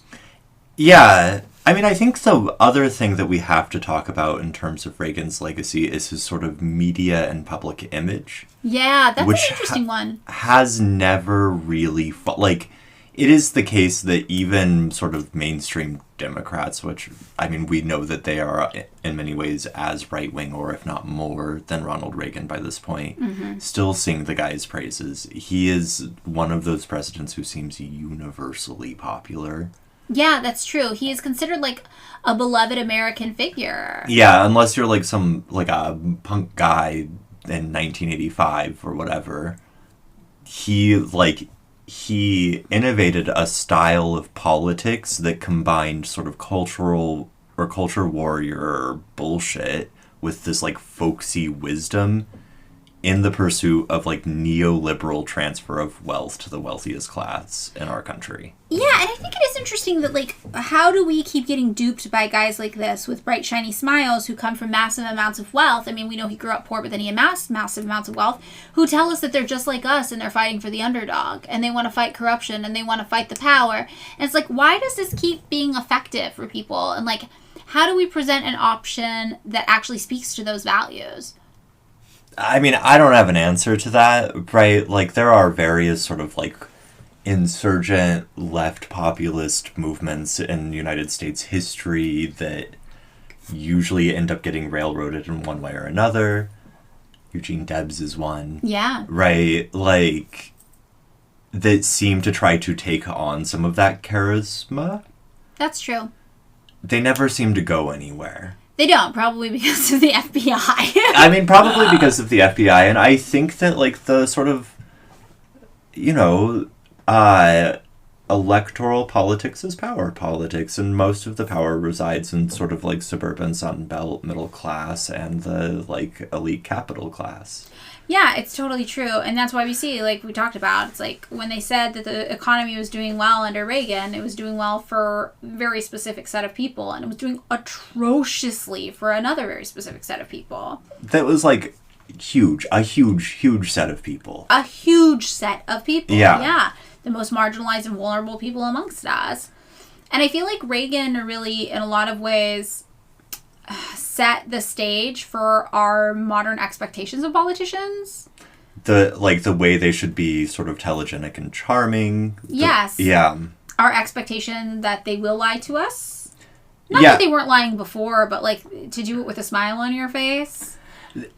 I'm lying, but you like it. Yes, that's what it is. It's an insidious quality to it. Yeah. And even just just the fact that supply side economics exists still as a theory that Republicans put out as though it's viable. I mean, we're not going to rehash this, but the I'm a job creator line was was rolled out with Romney. It continues to be there. It really does. Yeah, I think that Reagan is like a really monumental figure in American history for a lot of ways. And I don't know, I think that a lot of what the Republican Party, the power that they hold is in trying to replicate him as a character. And I think every time they trot out a new one, it works. Like George W. Bush had some of that folksy charm, right? And similar policies. And even though they didn't trot out Donald Trump, he was also some rich actor guy who managed to market himself as being like an outsider, an everyman. Yeah. And I think this is what the Republican Party is constantly trying to recreate. They're trying to make everybody into a new Reagan because it was so successful. I mean, it seems honestly to be the case that literally both parties are always trying to create a new Reagan. That's true. Right? That's like, this is true, yeah. Clinton was Mr. Charming, saxophone, I didn't inhale, wink, wink. Yeah, that's right. Yeah. Who, in his time, continued many of the budget cut style policies that Reagan had innovated. Yeah, he was focused on balancing the budget. Yeah. So true. He cut funding for higher ed to, the massive detriment of most Americans because they ended up having to take on private debt. Right. And the student loan crisis came about. Yeah. Yeah, it's true. So, I think that's it. I think that's our horrifying episode on Ronald Reagan. I shot Reagan. Listen to some 80s punk rock for us and have a lovely rest of your day. Thanks so much for listening to another episode of Pick Me Up, I'm Scared. If you would like to join us on Patreon, you can find us there at patreon.com/pickmeupimscared. For $3 a month, you can access bonus content there. But if $3 a month is too much for you to spend right now, we totally get it, and we're just happy you're here. As always, you can find the sources for this week's episode just by scrolling down a bit in the description.